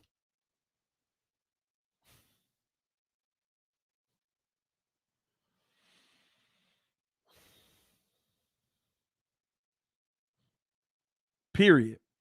Watson is 28-26 as a starter. The Houston Texans are 28-26 as him being a starter. And for the life of me, I don't know how many times I got to tell y'all who never played football, wins and losses is not a QB stat. All high-priced QBs, TD, because they could do stuff other quarterbacks can't do. That's why they get paid the big bucks. That's why they get paid the big bucks. TD, I agree. He needs to get better at it. He will get better in time, but to say he's not accurate is wrong. He fits balls in between DBs right where they need to be. He just needs to be more consistent. Well, I'm trying to figure that out. In order to be labeled something, you have to be consistent in it. You can't just slap an accurate label and say, but he has to be more consistent. To get the official title of accurate, you have to be accurate consistently. Otherwise, every quarterback in the NFL is accurate. They just need to be more consistent. No, you can't get a title and say they need to be more consistent in it. When you're something, you don't need to be more consistent because you are that.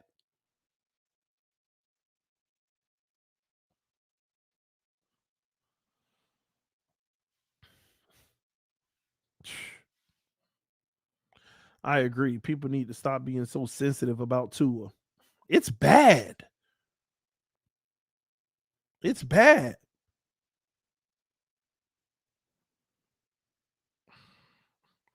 TD, to play the NFL wide receiver and have a pent time. Let me read that. Let me go back to it. Timing takes time, and so does ball placement because of receivers' speed. LOL. I agree with you there. I agree. It's going to take time. All I'm sitting here arguing is If it's something that he needs to do more consistent and it's going to take time, how do we automatically give him the title? How do we say he's accurate when we can acknowledge that he needs to be more consistent in his accuracy and it'll take time for him to get there? Then how can he already have the title as accurate? TD, is Tua your quarterback? Yeah, him and Jacoby Brissett. They're our quarterbacks. He's my quarterback. If you're a Dolphin fan, he's your quarterback too. And y'all, make sure y'all don't get the wrong idea here. I've had my share of days praising a quarterback that didn't deserve it at the time. Tannehill's whole career here in Miami, I praised. The same way y'all acting about Tua, that was me with Tannehill. Y'all killed me for it, and I must admit to y'all, I learned my lesson. I learned my lesson. I learned not to don anybody king until they prove it on a consistent basis. I learned that from y'all. So I learned something from y'all and I apply it, but since I'm applying it to somebody you really love, now you want me to unlearn it.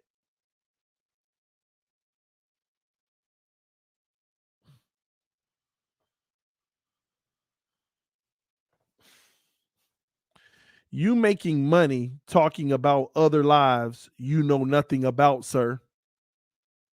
Are you jealous of that? You actually are correct. I am making money talking about other lives that I know nothing about. That's genius, ain't it?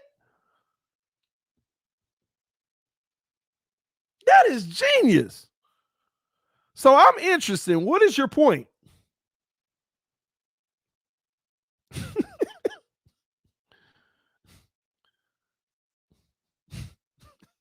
Well, I tell you, man. See, you thought Tannehill was good. You definitely a bum evaluator. Call it what you want, man. I'm just trying to get better and better. I'm just trying to learn. If I make a mistake or I see things the wrong way, I'm trying to say, wow, I was wrong. Let me correct that.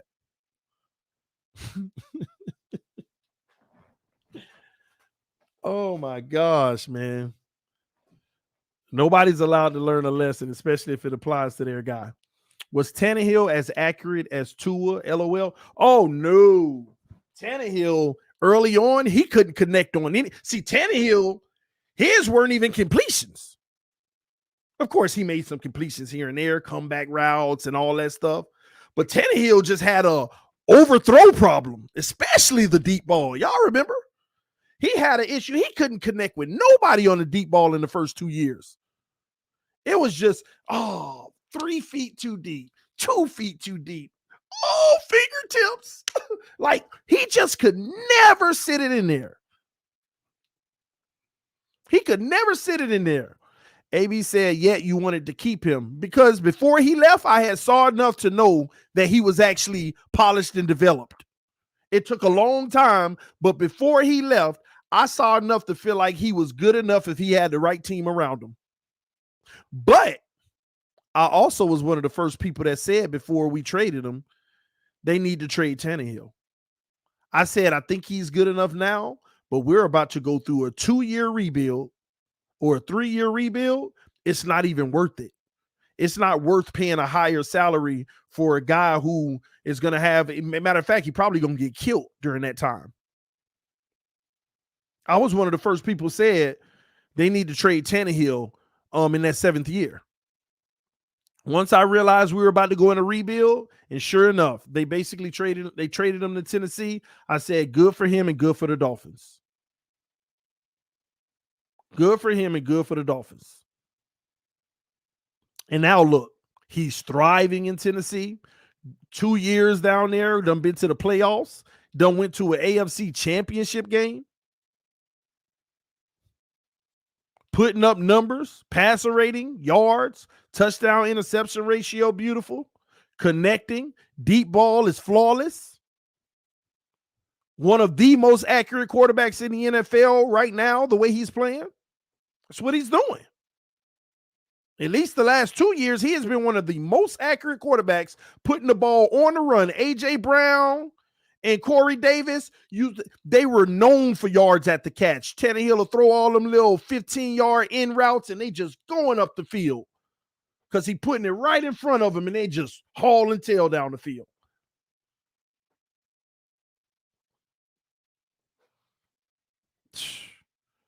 Look at Tannehill without Derrick Henry. I agree. But look at Derrick Henry without Tannehill. Don't ignore that. The man wasn't even averaging 60 yards a game before Tannehill. Now the man averaging 125 a game.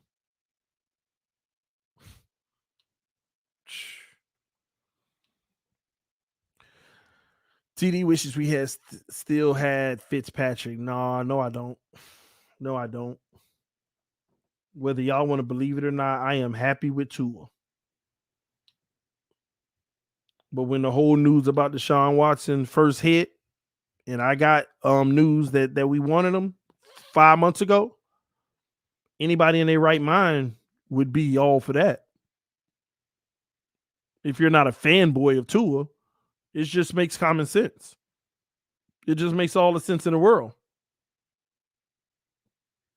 I wonder if Patrick Mahomes was available. Would anybody have any issue?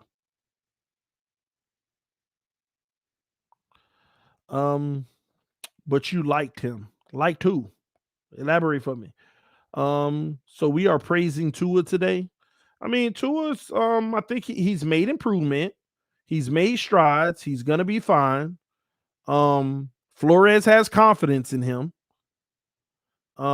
That's what, and I'm gonna be honest with y'all. I gotta be honest with y'all. I'm kind of aggravated with Brian Flores. I really look for tangible things for him to say about Tua Tagovailoa, but he can't. He seems to can never say anything is from a skill level about Tua. It just can never come out of his mouth about a skill thing with Tua. I gotta hear, he's becoming a great leader. He commands, the guys in the huddle. He's starting to come to us more, about, what he sees and asking questions. And I have faith in Tua. I have confidence in him. He can't say, he just aggravates me every time he say all the stuff that has nothing to do with skill wise on the field. He just won't say it. And it kind of aggravates me. I gotta be honest with y'all. Like I just don't understand. This is a young quarterback. It's easy to say, I love his ball placement. I love this. I love that. Just different things. I've heard him talk about other quarterbacks and talk about detailed things. Opposing quarterbacks we're about to play, he has an ability to do this. I love how he does that. But I just never hear about our own quarterback. And the only thing that helps me just stay grounded in that is the fact that, Bill's like that too. Bill is like that too. So I'm like, maybe that's just that way. But Bill out here doing uncharacteristic things that he never did. Mac Jones went 17 for 17 in the dual practices. Bill walks over to him in the sideline, reaches down and high fives him. TD, if we get Watson, we're instant contenders. That's a fact that people don't want to accept. I love Tua, but I'm a Dolphins fan first. Most people aren't going to acknowledge what I'm about to say. But I've actually been on record saying the beauty of this Watson situation, the price being too high and us not going to get him, is that at least we get to see a full season, hopefully, of Tua Tagovailoa. Because people do have a point in the fact of what if you go get Watson, but Tua ends up being just as good? What if he ends up being just as good? Then you wasted a lot of assets. So I've always understood that point. And I said, but in football, you can't take that chance if you have an opportunity to go get the other guy. But that's why I say this is also a blessing for the fact that no move is being made right now because the asking price, and we get to see it. We get to have an answer and be able to make a better decision. So say he doesn't get traded in the next year and all his legal issues go away. We will at least have a 17 game sample size or 20 game sample size, because we went in the Super Bowl, of Tua, where we can say, man, it's not even worth it.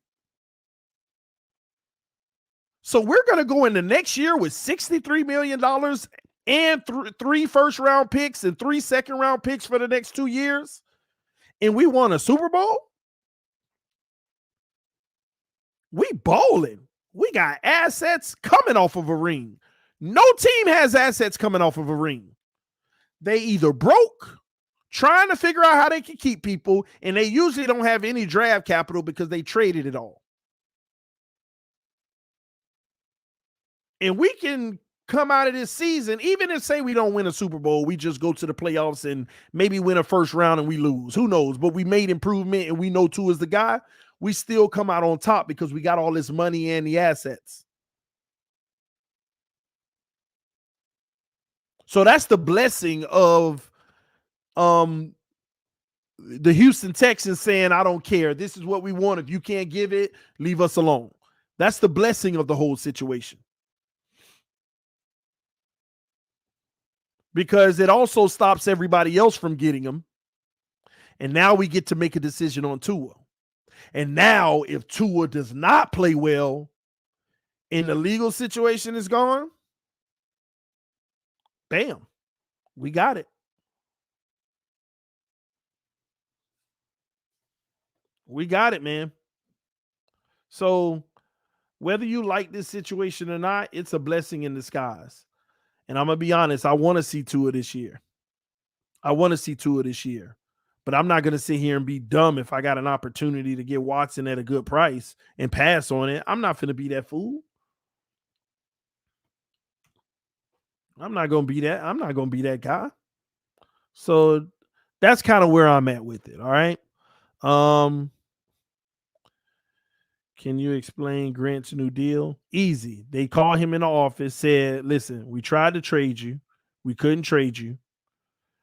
We might cut you unless we could restructure your contract. You're supposed to make about $4.5 million. We'll give you $1.5 and save us $3 million. Then we're going to void all the rest of your years. Take it or leave it. Grant said, I'll take it. And let me tell you why that's smart for both sides. It takes Miami off the hook for anything for the future. And this is definitely his last year, and you save money. And why it's good for Grant? If Tua balls out, if this team, see, and that's another thing about being on a winning team. Even if you're a third string guy, if you're on a winning team, your name recognition gets higher. You're an all-pro returner. They're going to see you back there on the big games. So next year, when you hit free agency, just people knowing your name alone from a good team is going to bring you interest. So it would have been a disaster for him to let Miami cut him. And then if they cut him trying to find another team and hoping he can contribute or be that guy.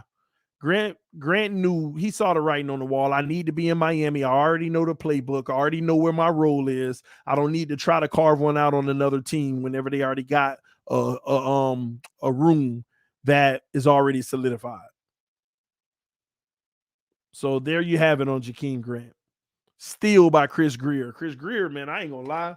Chris Grier be doing these guys in. It is what it is. It ain't a bad thing. It's beneficial for us. But Chris Grier has zero remorse, y'all. He don't care.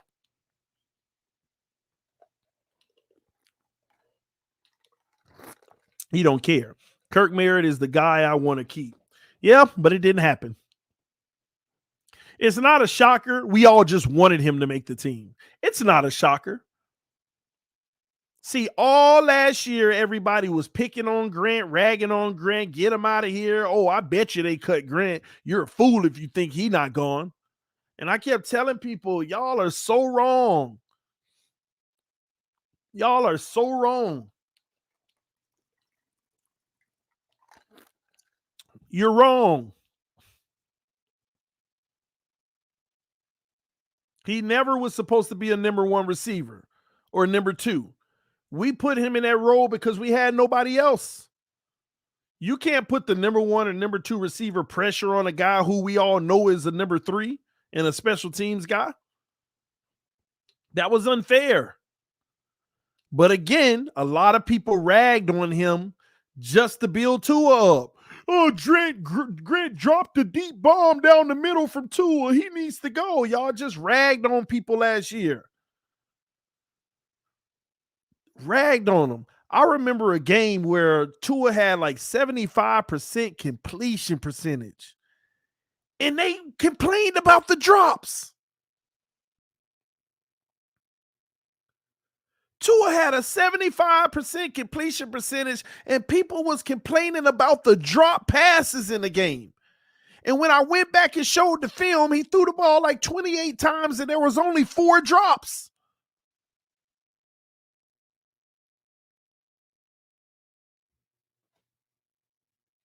Four drops in the game by the whole team, and everybody was complaining about the drops.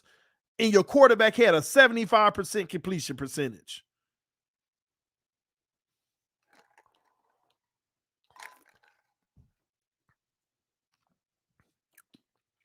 Y'all ain't finna get me into that Jakeem Grant drop. I done already told y'all, man. That was not on Jakeem Grant, man. Y'all don't listen. If you know the route tree and you know what Grant was running, it was not on Jakeem Grant. It was not on Jakeem Grant. If you know the route tree, it was not on Jakeem Grant. We done already been through this, man. It ain't. Yeah, whatever. Y'all keep on saying that to make yourself feel better. Y'all know good and well that wasn't on that man.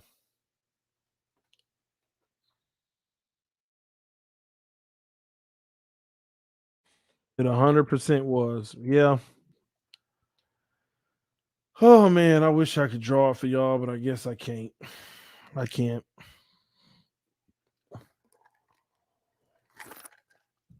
Trooper thing to get you to get banned, TD. Oh, I ain't worrying about that, man. I ain't gonna let him get me banned. I ain't gonna pull no more film up. It wasn't on Grant though. People don't even understand the route that was being run on the play. All people are talking about is that the ball bounced off of Grant's hands. That's all they talk about.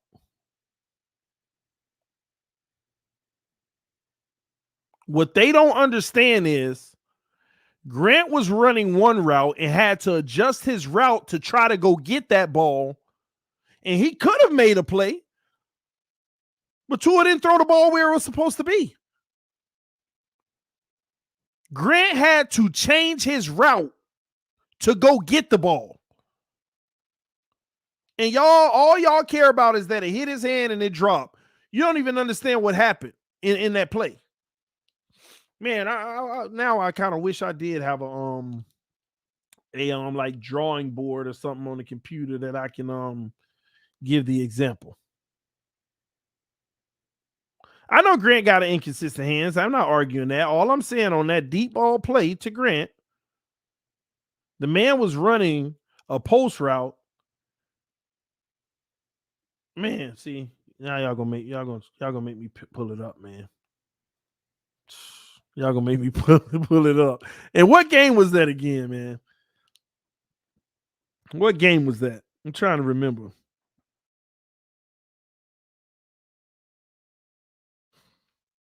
Look at it. Say Jakeem Grant drop pass from Tua. Is this let me see. That's crazy if this is it, and that's the if this is the game. Chiefs? I don't think it was the Chiefs. It was the Bengals. It was the Bengals game.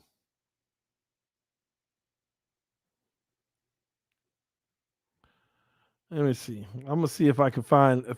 I'm not gonna play the whole play, but I just want to see if I can find that for y'all.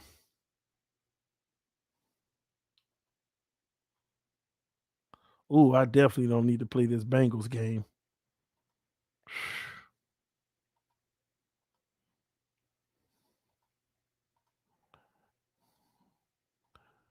Give me a second. I'll see if I can find it.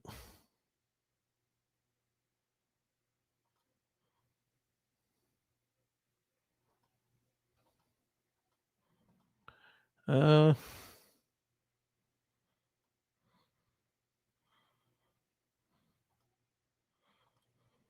mm, they got to be coming up soon.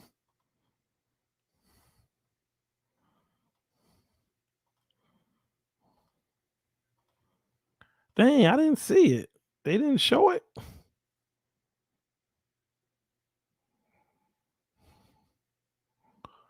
No, it had to be the Bengals game, but I'm actually not seeing it.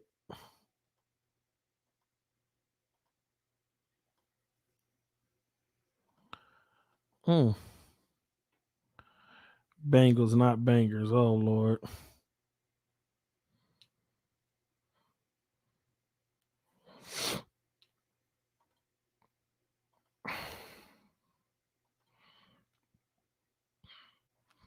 All right, here it is.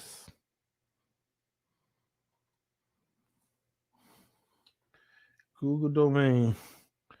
Oh Lord, Google just sent me a message about copyright.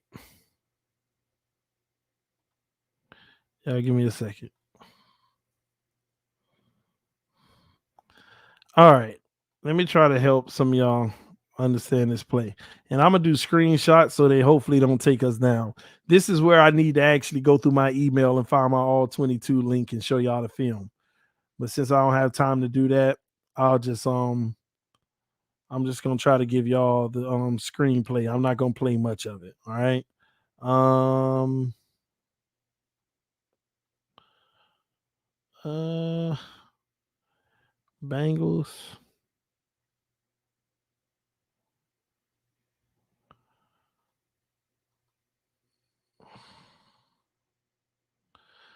All right. Here we go.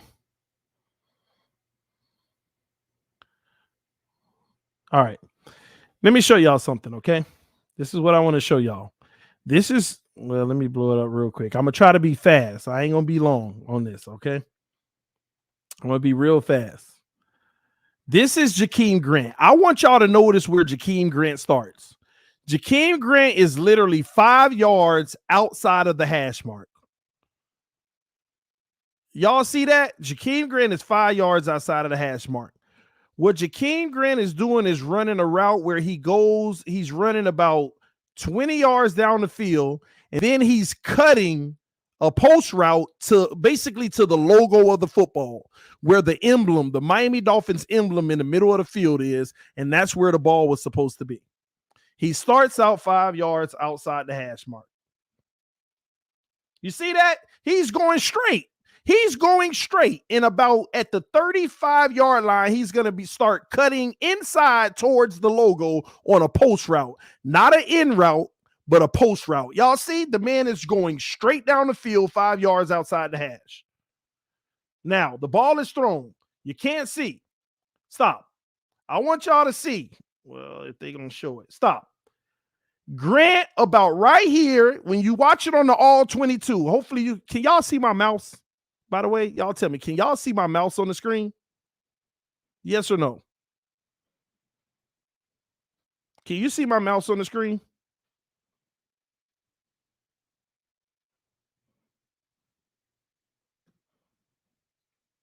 Yes. Okay, good. Okay. About right here, somewhere around like the 33-yard line, okay? Around the 33-yard line, Grant was still, when you watch the all 22, he was still 5 yards outside of the hash mark. He started to cut in as if he's about to run towards the opposite 40 almost. But when he identified the ball, he had to start going back outside the hash mark. He started turning back outside the hash mark. This was not a go route that everybody think it was. It's not a go route that everybody think that it was. He was cutting across the field about to do a post route when he saw the ball went as if it was a goal and he started running back towards it. You got to go watch the all 22 and you'll see the route that he runs. around the 33-yard line. He cuts in across the field, but then when he sees the ball, he comes back out to try to track it. You got to go see the motion in which he actually ran on that route. Now, albeit he got his fingers on it, got to catch it. Yeah, I know it's not enough. Matter of fact, I'll just go ahead and get the all 22 link, and then we'll just go ahead and start watching some stuff on that going forward, because YouTube can't do this on all 22. They're gonna cut you from YouTube. Nah, it's the same stream. You can't get banned more than once on the same stream. So I already got the hit for the day, so it is what it is. So the ball hit his hands. He still got to come down with the catch. But some of y'all don't realize the man was running full speed about to go across the field and had to start adjusting his speed to veer back on the outside. There's a part of the route where Jakeem Grant is inside the hash. It's the part that unfortunately you can't see on this replay, but he started 5 yards outside the hash. There's a part of the route he is actually inside the hash. Then you see the end piece where he's just on the outside and he's trying to come back out. TD knows the system. No, I don't know the system, but if you go watch the all 22, he even puts a move on the defender. He's running downfield, he fakes outside and cuts across. And then when he sees the ball, he starts coming back outside to go find it. So I don't have to know the play to know that 25 yards down the field, you fake outside and start going across. It's a post route. And then when you look up in the air, you're like, oh, it's supposed to be a post, but he threw it like a go route. So let me come back over here to go get it. That's what happened on that play. I got you, TD, but we all talk about throwing people open, so wide receivers have to adjust. I get that, but once again, had that ball been placed on the logo, Jakeem Grant right in front of him, he would have had a much better chance of catching that ball and would have went for a touchdown because he already had his man beat. He already had his man beat. It was a wrap. Hold on, let me bring this over for y'all.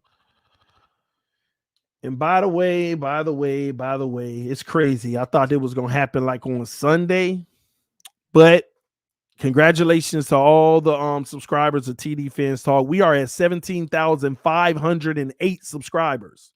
Today, we added about 70 subscribers alone. So all the new subscribers to the channel, welcome to TD Fans Talk. We added about 70 subscribers today alone. We added about 70 subscribers today, man. So congratulations and welcome to the channel, all the new subscribers. Appreciate y'all rocking with us. 17,500. We on the road to 18,000. That's probably going to happen in a week and a half. Just so y'all know, last year we broke a record on game day. There was one game day where we added like 700 subscribers in one day on a game day. It was a crazy game. I forgot what it was, but it was crazy. So you just continue to do bigger and better things and let the haters hate from a distance. We're going to let the haters hate from a distance, man, unless they want to come hit the dislike button and give us a little bit of engagement points. We take those. All right, we take those. But thank you. I appreciate y'all love and support and rocking with me. Whether you agree with me sometimes, disagree with me, call me crazy, blah, blah, blah. A lot of y'all still rock with me, and I appreciate that, and we have fun, man. This is what it is. This is what it is. Probably that Raiders Fitz game. It probably was. It probably was the Raiders game. It probably was, because I had a crazy reaction on that when I actually fell on the stool. I was in Dallas on a green screen. I still remember that. It was cold out there in Dallas, but I was outside on the back patio with a green screen, with a, the fake background during that game. I've been riding for 2 years. Salute to you, homie. Salute to you. TD, is there the AFC East roundtable tomorrow? It's either tomorrow or Thursday. I don't remember. I got to ask those guys tomorrow. I'm gonna have to ask those guys tomorrow. Yeah, I gotta ask them tomorrow. I still love your trash talk on the AFC East channel. It's all good. I appreciate you, man. Hey, I gotta do my thing, man.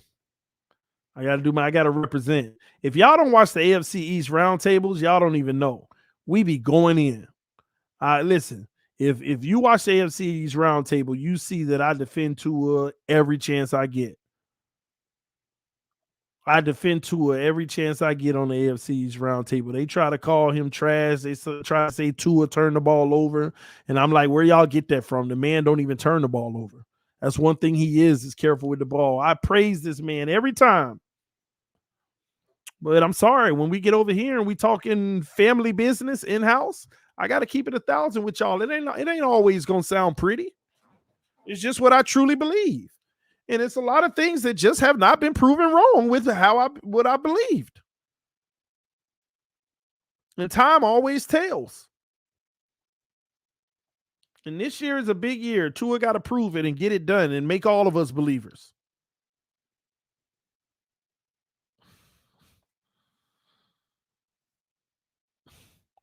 My man follows you, TD.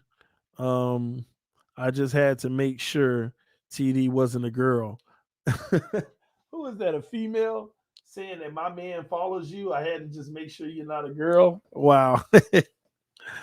Oh man, TD, you so smart, bro. You the GOAT. Appreciate that, man. I don't need no credit. I don't need no credit, y'all. I'm gonna tell you what I enjoy the most: trolling the haters. That's it. I ain't gonna lie, it's kind of fun. I love trolling the haters. I really get under some people's skin. They be heated with me. But y'all know when I be trolling. It be those haters, man. I really enjoy them. I really enjoy the haters, man. Because I get to expose their hate. I get to show how delusional and how ridiculous they are. I disagree with TD about 50% of the time. That's why I watch, keep my head level. And that's the thing. If you listen to what you agree with all the time, that's a problem. That's why I used to actually recommend y'all to go subscribe to all the Dolphin YouTubers until some of them start becoming toxic and start hating and start being jealous of what you have because they don't have it. That's when I kind of stopped all that. But I used to tell y'all that. Go listen to other people who have a difference of opinion than me. Their perspective is valuable. I listen to them because sometimes I'm like, here's why that's wrong in my mind. So if it comes up on the show, I can give a compelling reason, or I hear, wow, I never thought of it that way. That's a good point. And I use it because I don't run away from common sense. I'm not just going to spew a narrative just to support my argument. I have facts and everything to back up what I believe. Does it make it always right? No, but I won't know that until I have better evidence.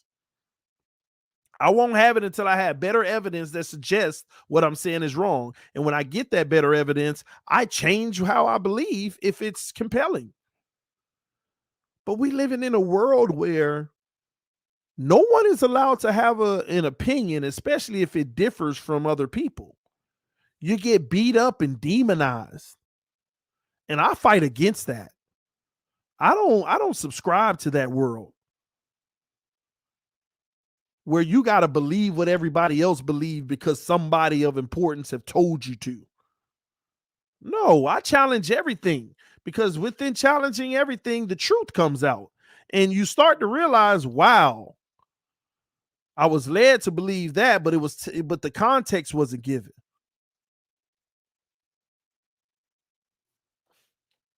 And another thing they don't like, 90% of the time, I give you all the possibilities.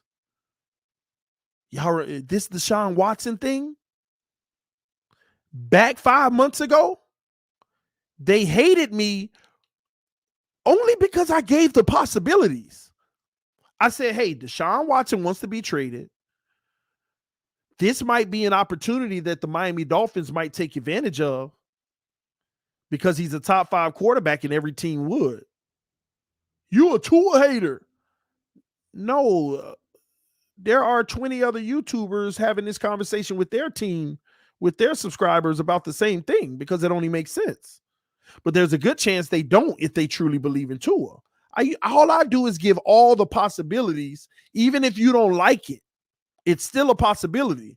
And that goes all the way back to Laramie Tunsil. I told y'all a month and a half before Laramie Tunsil got traded, there is a huge possibility Laramie Tunsil may get traded. We might go through a rebuild. He don't need to sit here 2 years, 3 years going through a rebuild with that, and he's going to need a big contract. Oh, TD, why would they trade their best player who just got drafted, blah, blah, blah. It's a possibility. I'm not saying that they will, but it's a possibility. And I would do it if you can get the right price. I got killed for the Laramie Tunsil conversation. And when that breaking news came across, ain't nobody come back and say, bro, I disagree with you, but you were right. They didn't do that. They didn't do none of that. All I do is give the news and the different possibilities. Even if something sounds far-fetched, it's a possibility. And that's good news so that you're aware of all the possibilities within your team. That is great news to me. That is great news to me when you can hear somebody being objective, giving you the pro to something and the con of something. The good, the bad, the up, the down, the possibilities that you like, the possibilities you don't like. That's good news. Not all this fanboy stuff telling you what you want to hear just to get subscribers, just to get the like button hit, just to cater to the people watching to you, just so that you can look like you're a real presence in the community. No. You got to come in and tell the truth. Believe what you believe, talk your talk, and earn it off the sweat of just going live and putting that work in and gaining people that rock with you.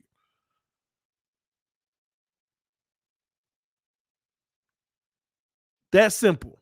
People don't want to work hard and do research and give the opposition and the latter. They just want to tell you what you want to hear.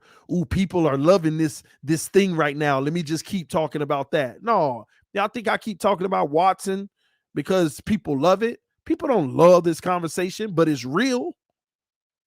It's a real situation.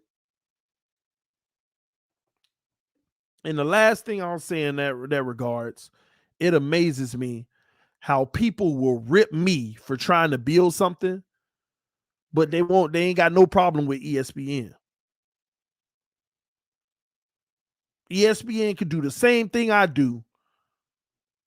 They don't write no letters. They don't be all up in their YouTube comments trying to rip them, but they'll come to TD and rip them apart.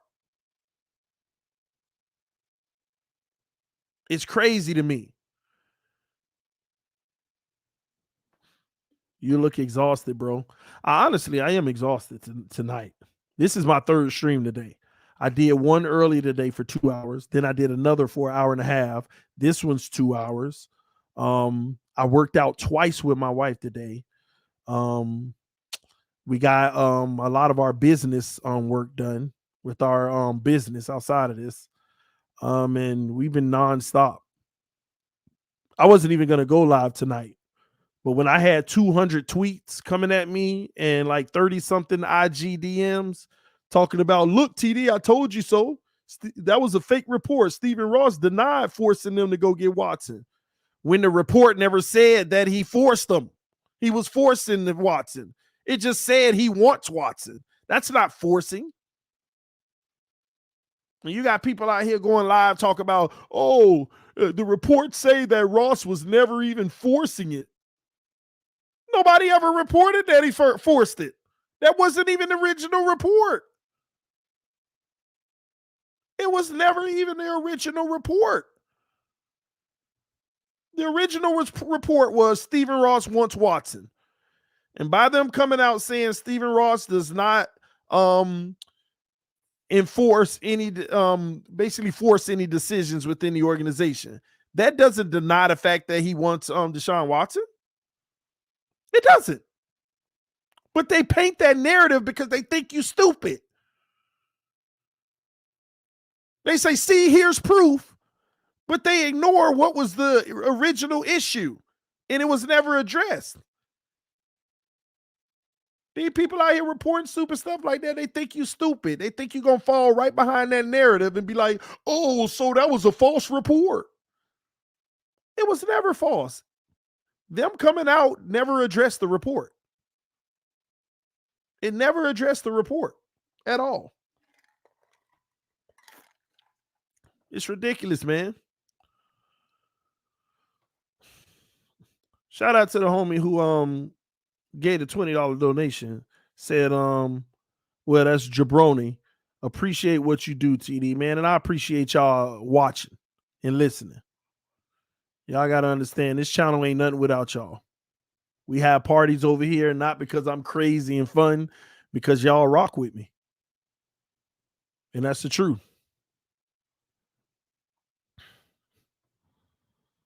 How much will my subscription change if I add you on Comcast like ESPN? I don't even know what you're talking about. I'm free. You pick up your phone or your internet on your TV, whatever you want to do, I'm free, bro. It don't change at all. Now, if you pay a Comcast bill, you're paying to watch ESPN, but people don't complain about what they say. I could say the very same thing some of them say, but they don't complain about it.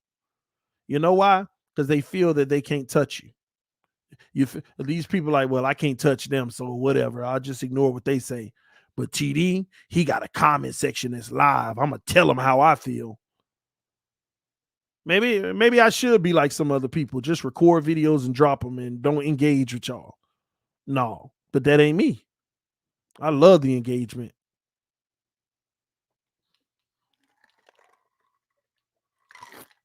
Love the engagement. TD, make it pay to watch. No, I would never, bro. I would never.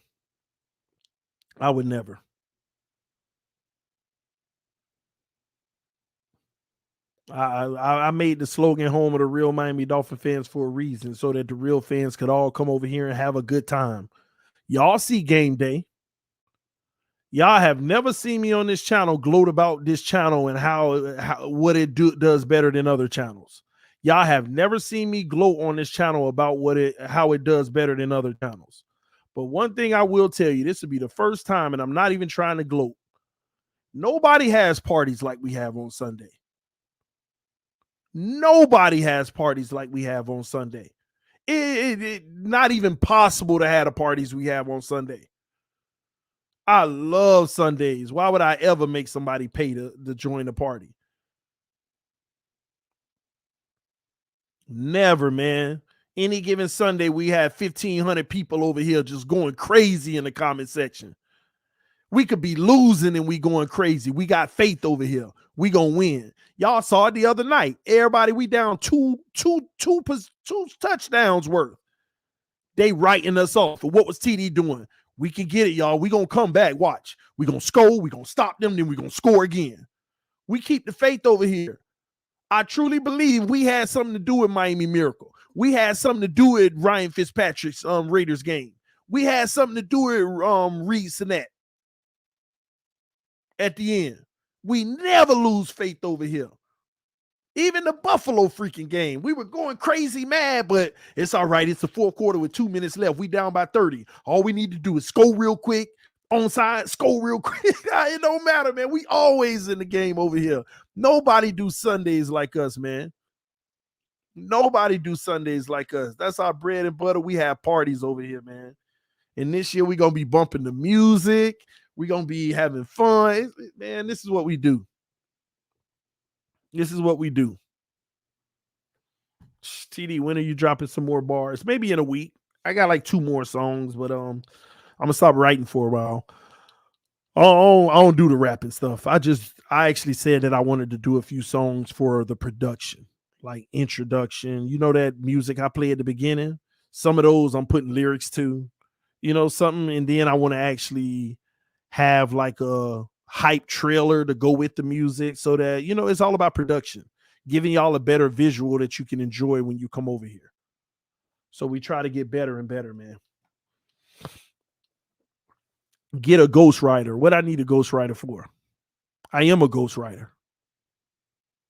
Something you ain't know about me. I've written. I've written. I am a ghostwriter. You are still welcome to come to a train before it's late. It's never going to be too late. He could show up 5 years from now and finally be the guy. I could hop on that day. But remember, TD ain't never getting on no train unless I see it got fuel and it's about to move. I don't get on trains that go in reverse. I need to see it keep going forward and at a high speed. TD gonna shake the cup all year again. Yeah, man. You know what? I thought about making some special shake the cups. I thought about making some cups, some special ones, Mojo cups. I'm gonna do that. Y'all gonna see. Y'all give me a few months. I'm gonna actually come out with some customized cups. I'm gonna design them and all. It's gonna have the TD Fans Talk logo. It's gonna say "Shake the Cup." I'm gonna do it. That's gonna be a mantra over here, man. TD, who is y'all favorite rapper? Wayne. Wayne is the favorite for me. Fins Up should be your intro, TD.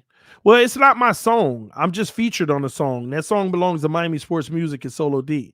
I'm just I'm an artist that's featured on it. He sent me the track and said, "Hey, see what you could do with that." He heard it. He was like, "Yeah, we got to do this, and we got to shoot the music video. This is fire." So I drove down. We got in the studio. The next day, we went to training camp, and then we got a whole bunch of Dolphin fans in the parking lot, shot the video, and y'all see us out. TD goes right for Wayne. No, he don't need none. He don't need none. No, I'm sorry. Your feature is fire. Appreciate that, man. You ever think of doing your own music? I have. The problem is, here's the deal. Like, I would need, see, it could be very expensive. And right now I have other goals and other ventures that I explore outside of this platform. Which I'll tell y'all a little bit more. See, I love having conversations with y'all like this because I kind of open up into my own personal life, tell you what I'm doing and what I got going on.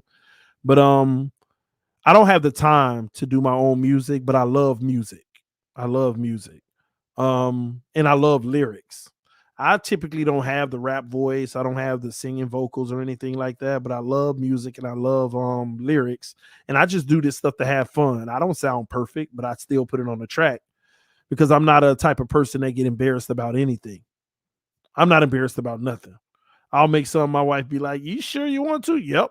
It ain't none of my business what somebody else think about me. I do me because that's all I can do. And it's the only thing I know that I can do better than anybody in this world. The only thing I know I can do better than anybody in this world. So I do it, and I do it very well. Um, but I could. Here's the problem. It could get expensive trying to find music that you solely own. I could pay like 500. I know a few people I could pay $500 a track.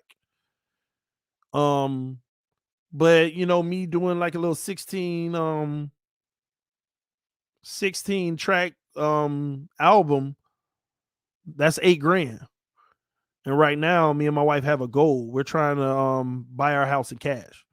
We're not trying to go through the bank. So we're trying to move towards that point, So we got to be very careful and selective in what ventures we get ourselves into these days. We try our very best in today's world to tell ourselves that we are the brokest people alive. Just that way we can accomplish our goals. So yeah. Like literally, it's probably been a year. Like my wife ordered me a Dolphin shirt today. It's the first Dolphin shirt I've probably bought in an entire year. Any other time, I'll get 5 Dolphin shirts a month. I get 3 Dolphin hats a month. I go get some custom pants or some kicks every week. That stuff ain't my whole life. That stuff ain't important anymore. Are you on a green screen, TD? No, this is my background. When I travel, I'm on a green screen and you still see this because I took a picture of this. Like literally.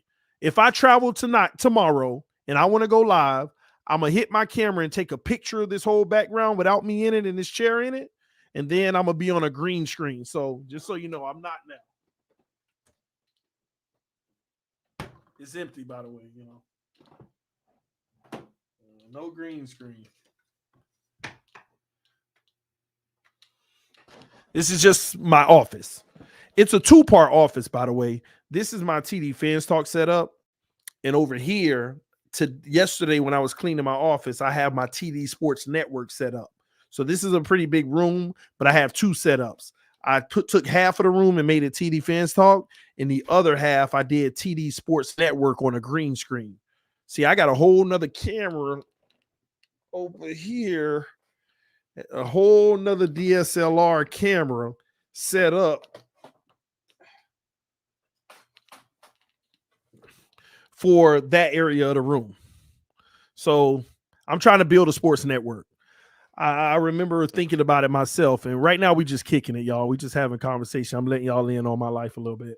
I always wanted to do what I wanted to do in life, but I used to work in corporate America and bust my behind, get a promotion every 3 months, get a raise every 3 months, next level, you know, come in being number one, supervisor program, becoming a supervisor, management program, becoming a manager, being a head of orientation, being in HR, doing just climbing the corporate ladder.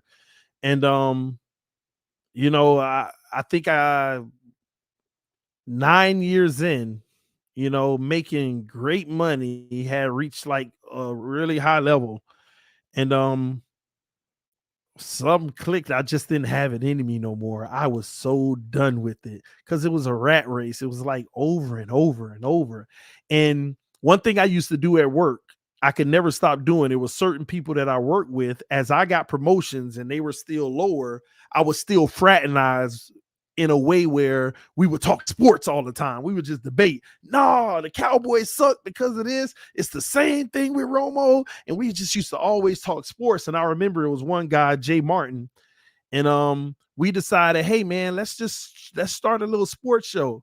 He was like, cool, let's do it, man. We started a little sports thing, debating stuff, and it lasted for like 2 weeks. But I realized that it's always been my passion. And working in corporate America, making the kind of money I was making, I realized, man, I got a lot of money in retirement and I am only 29 years old. I have all this money in there already. Wow. People like, I didn't know better. You know, there's a lot of stuff I learned that I didn't know better coming from where I came from. I'm going to be honest with y'all. When I first started working at the job, I remember my first check for 2 weeks was like $1,100. And some of y'all may say that ain't nothing today, but that was like back in 2008. I was floored. From where I come from, I'm used to people making over $1,000 in a month.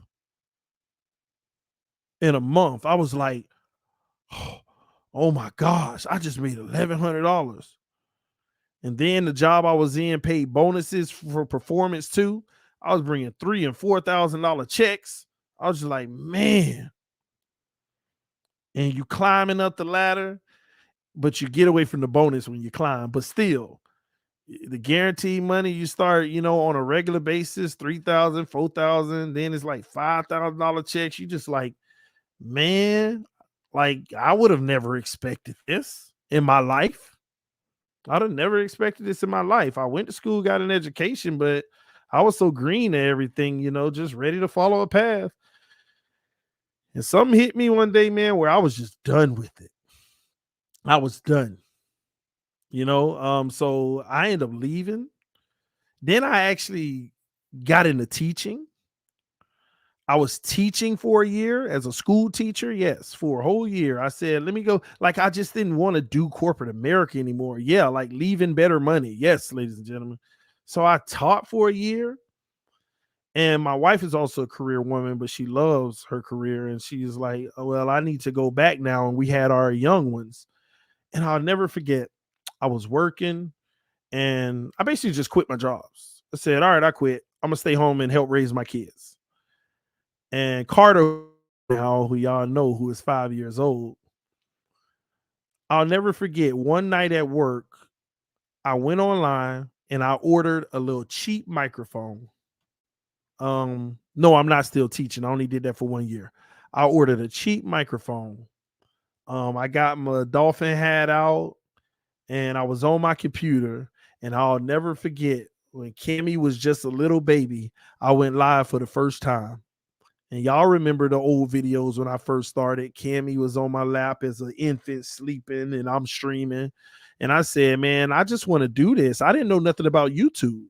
I just said, because I followed the Dolphins, and I said, because I wasn't worried about work because I had so much money in savings that I had saved up or whatever. So basically started, me and my wife, we, went into like online business, which is great.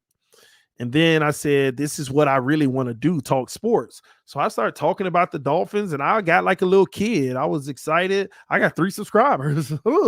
I got 2 today. I got 5 today, babe. And my wife like, "Okay."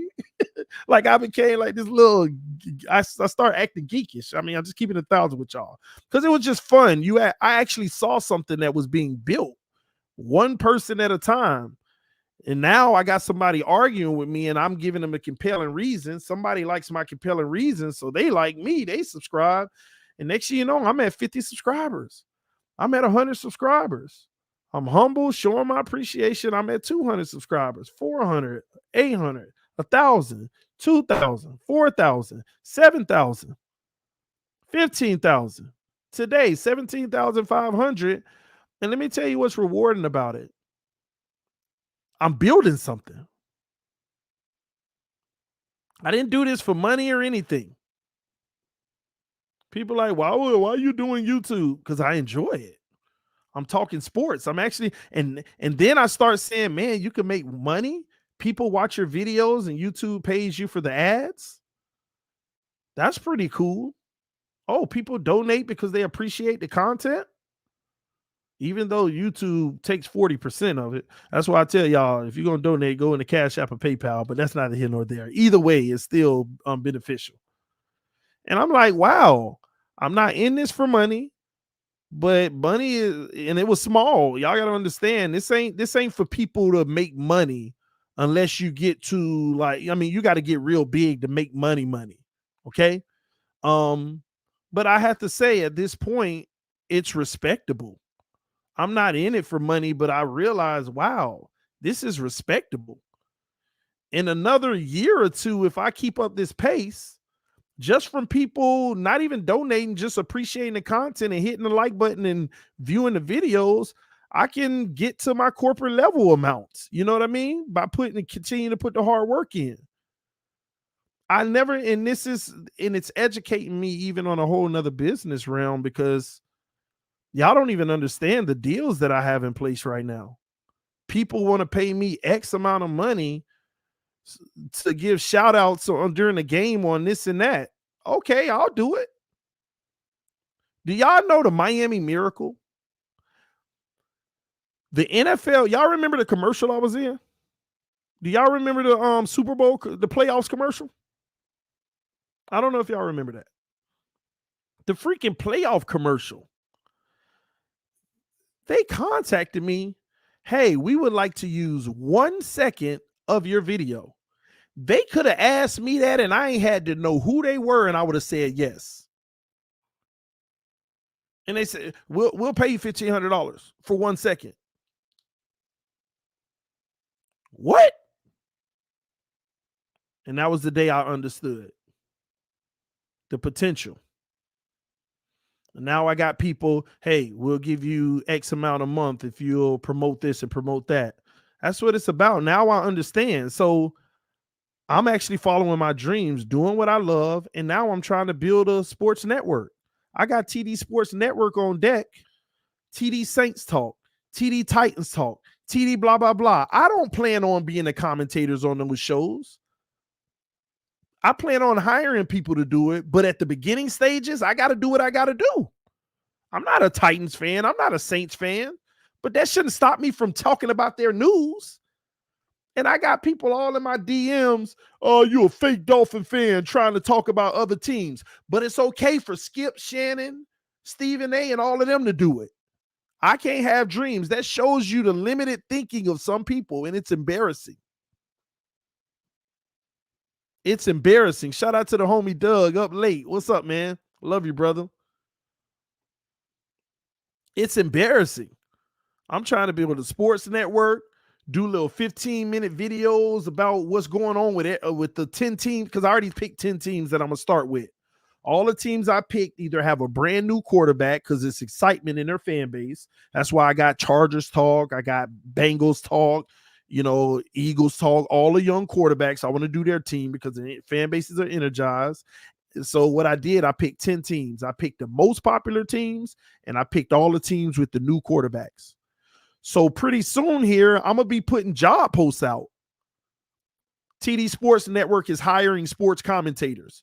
Y'all may not know this, I already have 2 sports commentators that have been making videos, and we're piloting some stuff. The homie that's a subscriber to this channel, he's one of them.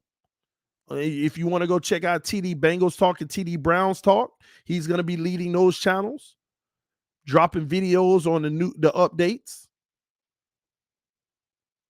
So I got a vision, I got a dream, I'm going to execute it. So all these people all up in my DMs, you're a fake fan doing news on other teams, but it's okay for Stephen A, who getting $8 and $9 million a year to do it. It's okay for Skip Bayless, who just got an $8 million a year contract to do it. It's okay for Max Kellerman and all of those guys to talk about every team and still have their own personal team they love. But it ain't okay for me. That shows how limited some people's minds are. If you don't see the vision of what I'm trying to build, but you know what? 3 years from now, if it's actually something pretty big, I remember when he only had one. Yeah, my point exactly. My point exactly.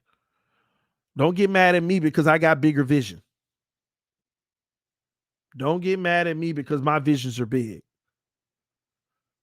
And by the way, I'm still interviewing people. I interviewed 2 people today.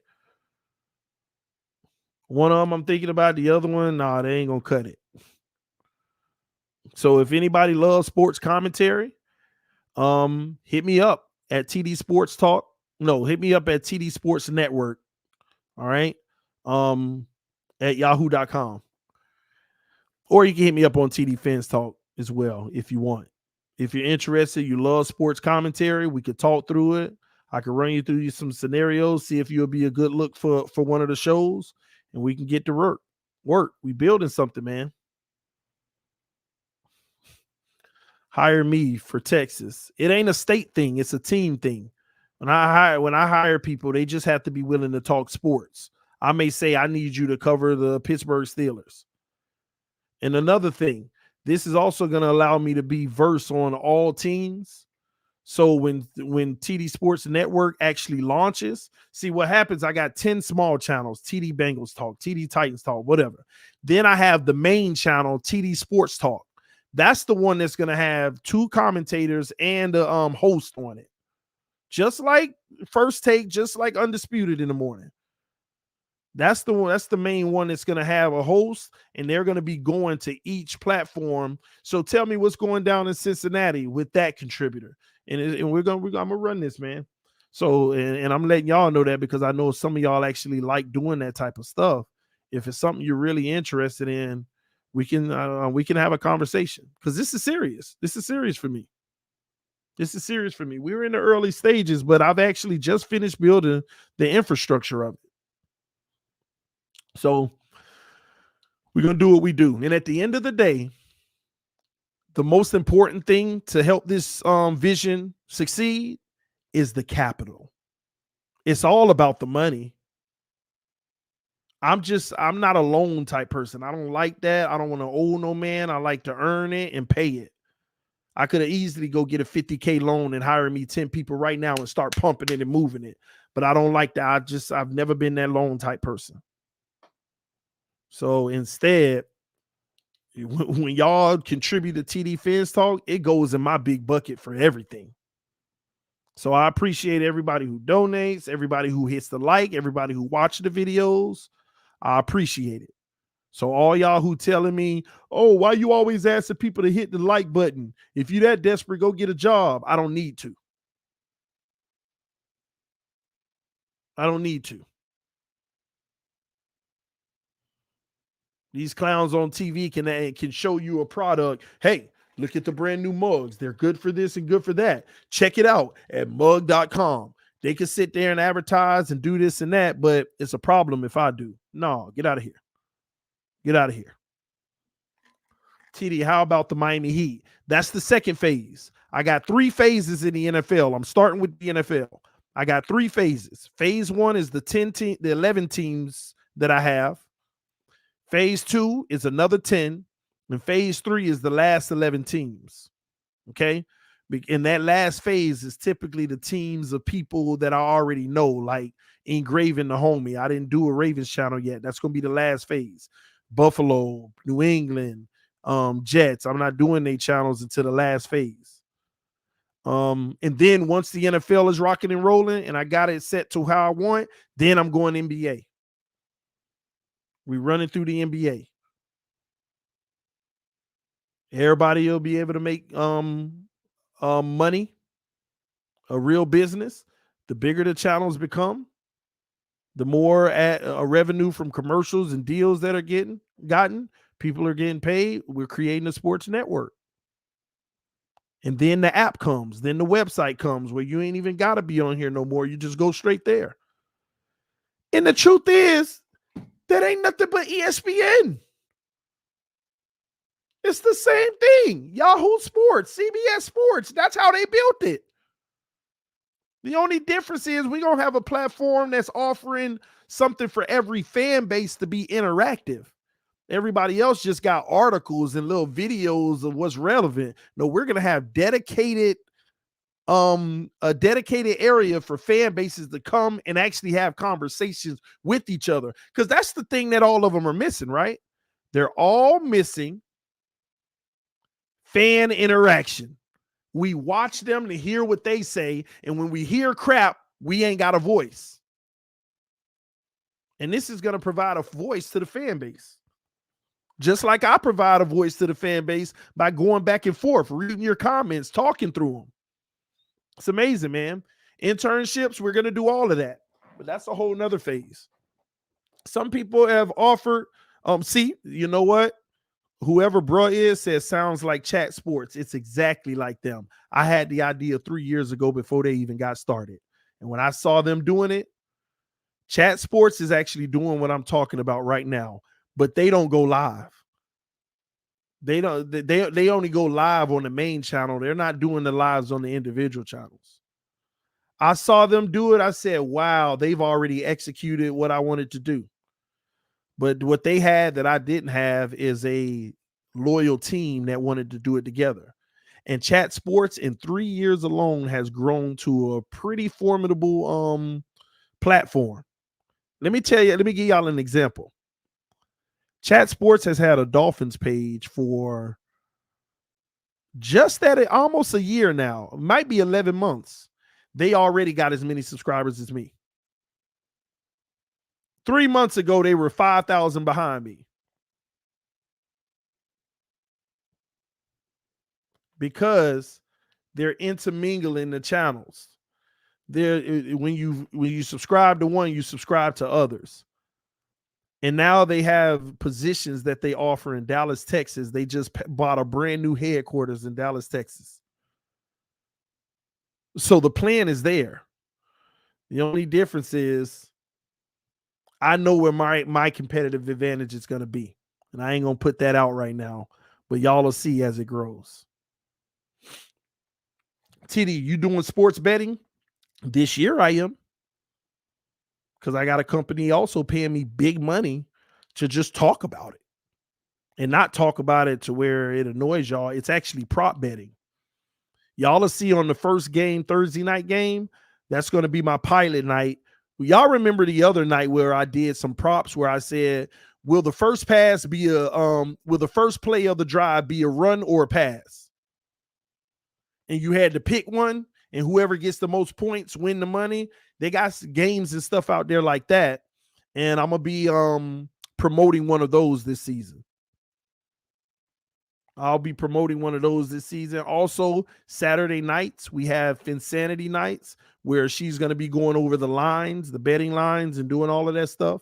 She's an expert in all of that.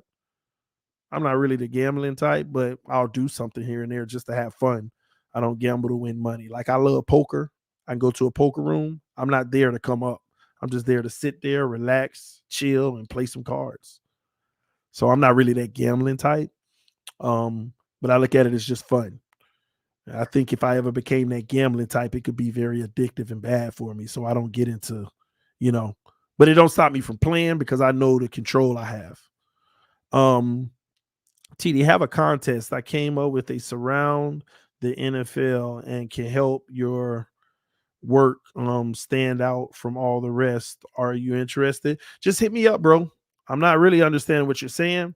But when you hit me up and you explain it to me, I'll better understand. Just hit me up, tdphinstalk@yahoo.com. I answer my emails. It may take a day or two to get back because I have so many and I'm always on the phone. You do fantasy sports analysis? I don't. But see, these are all things that can be added on.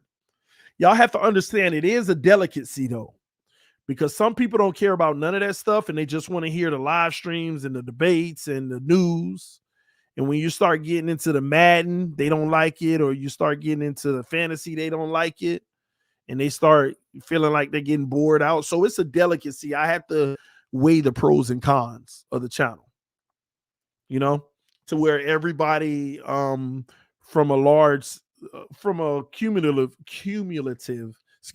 standpoint, they're enjoying the overall product. All right. So just so you know, some things that are coming up. We got Finsanity on Tuesdays. I believe she's going to have her own show here on TD Fans Talk Tuesdays from 8 to 9 p.m. So y'all be on the lookout for that. She'll be having her own shows on Tuesdays from 8 to 9 p.m. You also got the homie Chachi with Miami Football Talk. He's going to have his show on Tuesdays. I believe let me double check. Let me double check the times from Chachi. If you haven't subscribed to Miami Football Talk, go check him out too. But he'll be having from 6:30 to 7:30 on Tuesday evenings, he'll have a show for 1 hour. So that's back to back. 6:30 to 7:30, you'll have a show with Miami Football Talk here on TD Fans Talk. And then 30 minutes later from 8 to 9, you'll have Finsanity, a show from her as well. And also she'll be doing a show on Saturday nights about betting lines and stuff like that, just in case you're one of those guys. Chachi is your guy. What do you mean by my guy? As far as TD Fans Talk, he's a contributor of TD Fans Talk. As far as TD Sports Network, no. He's not affiliated with TD Sports Network.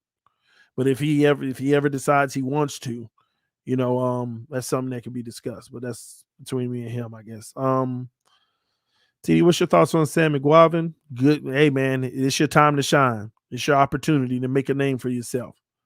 All right. I'm at the beginning, but that's what I said. Tua has been the starter. No news. Oh, well, you're at the beginning. Yeah, we way past that. I'll do the TD fashion and gossip show. Oh, Lord. TD, I do my homework while listening to you in background. That's what's up, man. What's the name of Finsanity show? I can't spoil the beans. You'll know that as soon as it drops next week. All right. All right. Probably, but not likely, but too late. They signed him into the ring. Oh, anyway, man, I'm about to get up out of here, man. Just chatting with y'all, telling y'all a little about where I'm at, what I'm trying to accomplish over here, why I do what I do. But I appreciate y'all love and support. All right. Always have, always will. Let's see, what is that? Anywho, man, I'm about to get out of here and get me some rest. I appreciate y'all. I thank y'all. Love y'all. Y'all stay blessed, man. I'll check with y'all tomorrow. Peace, man. I am out.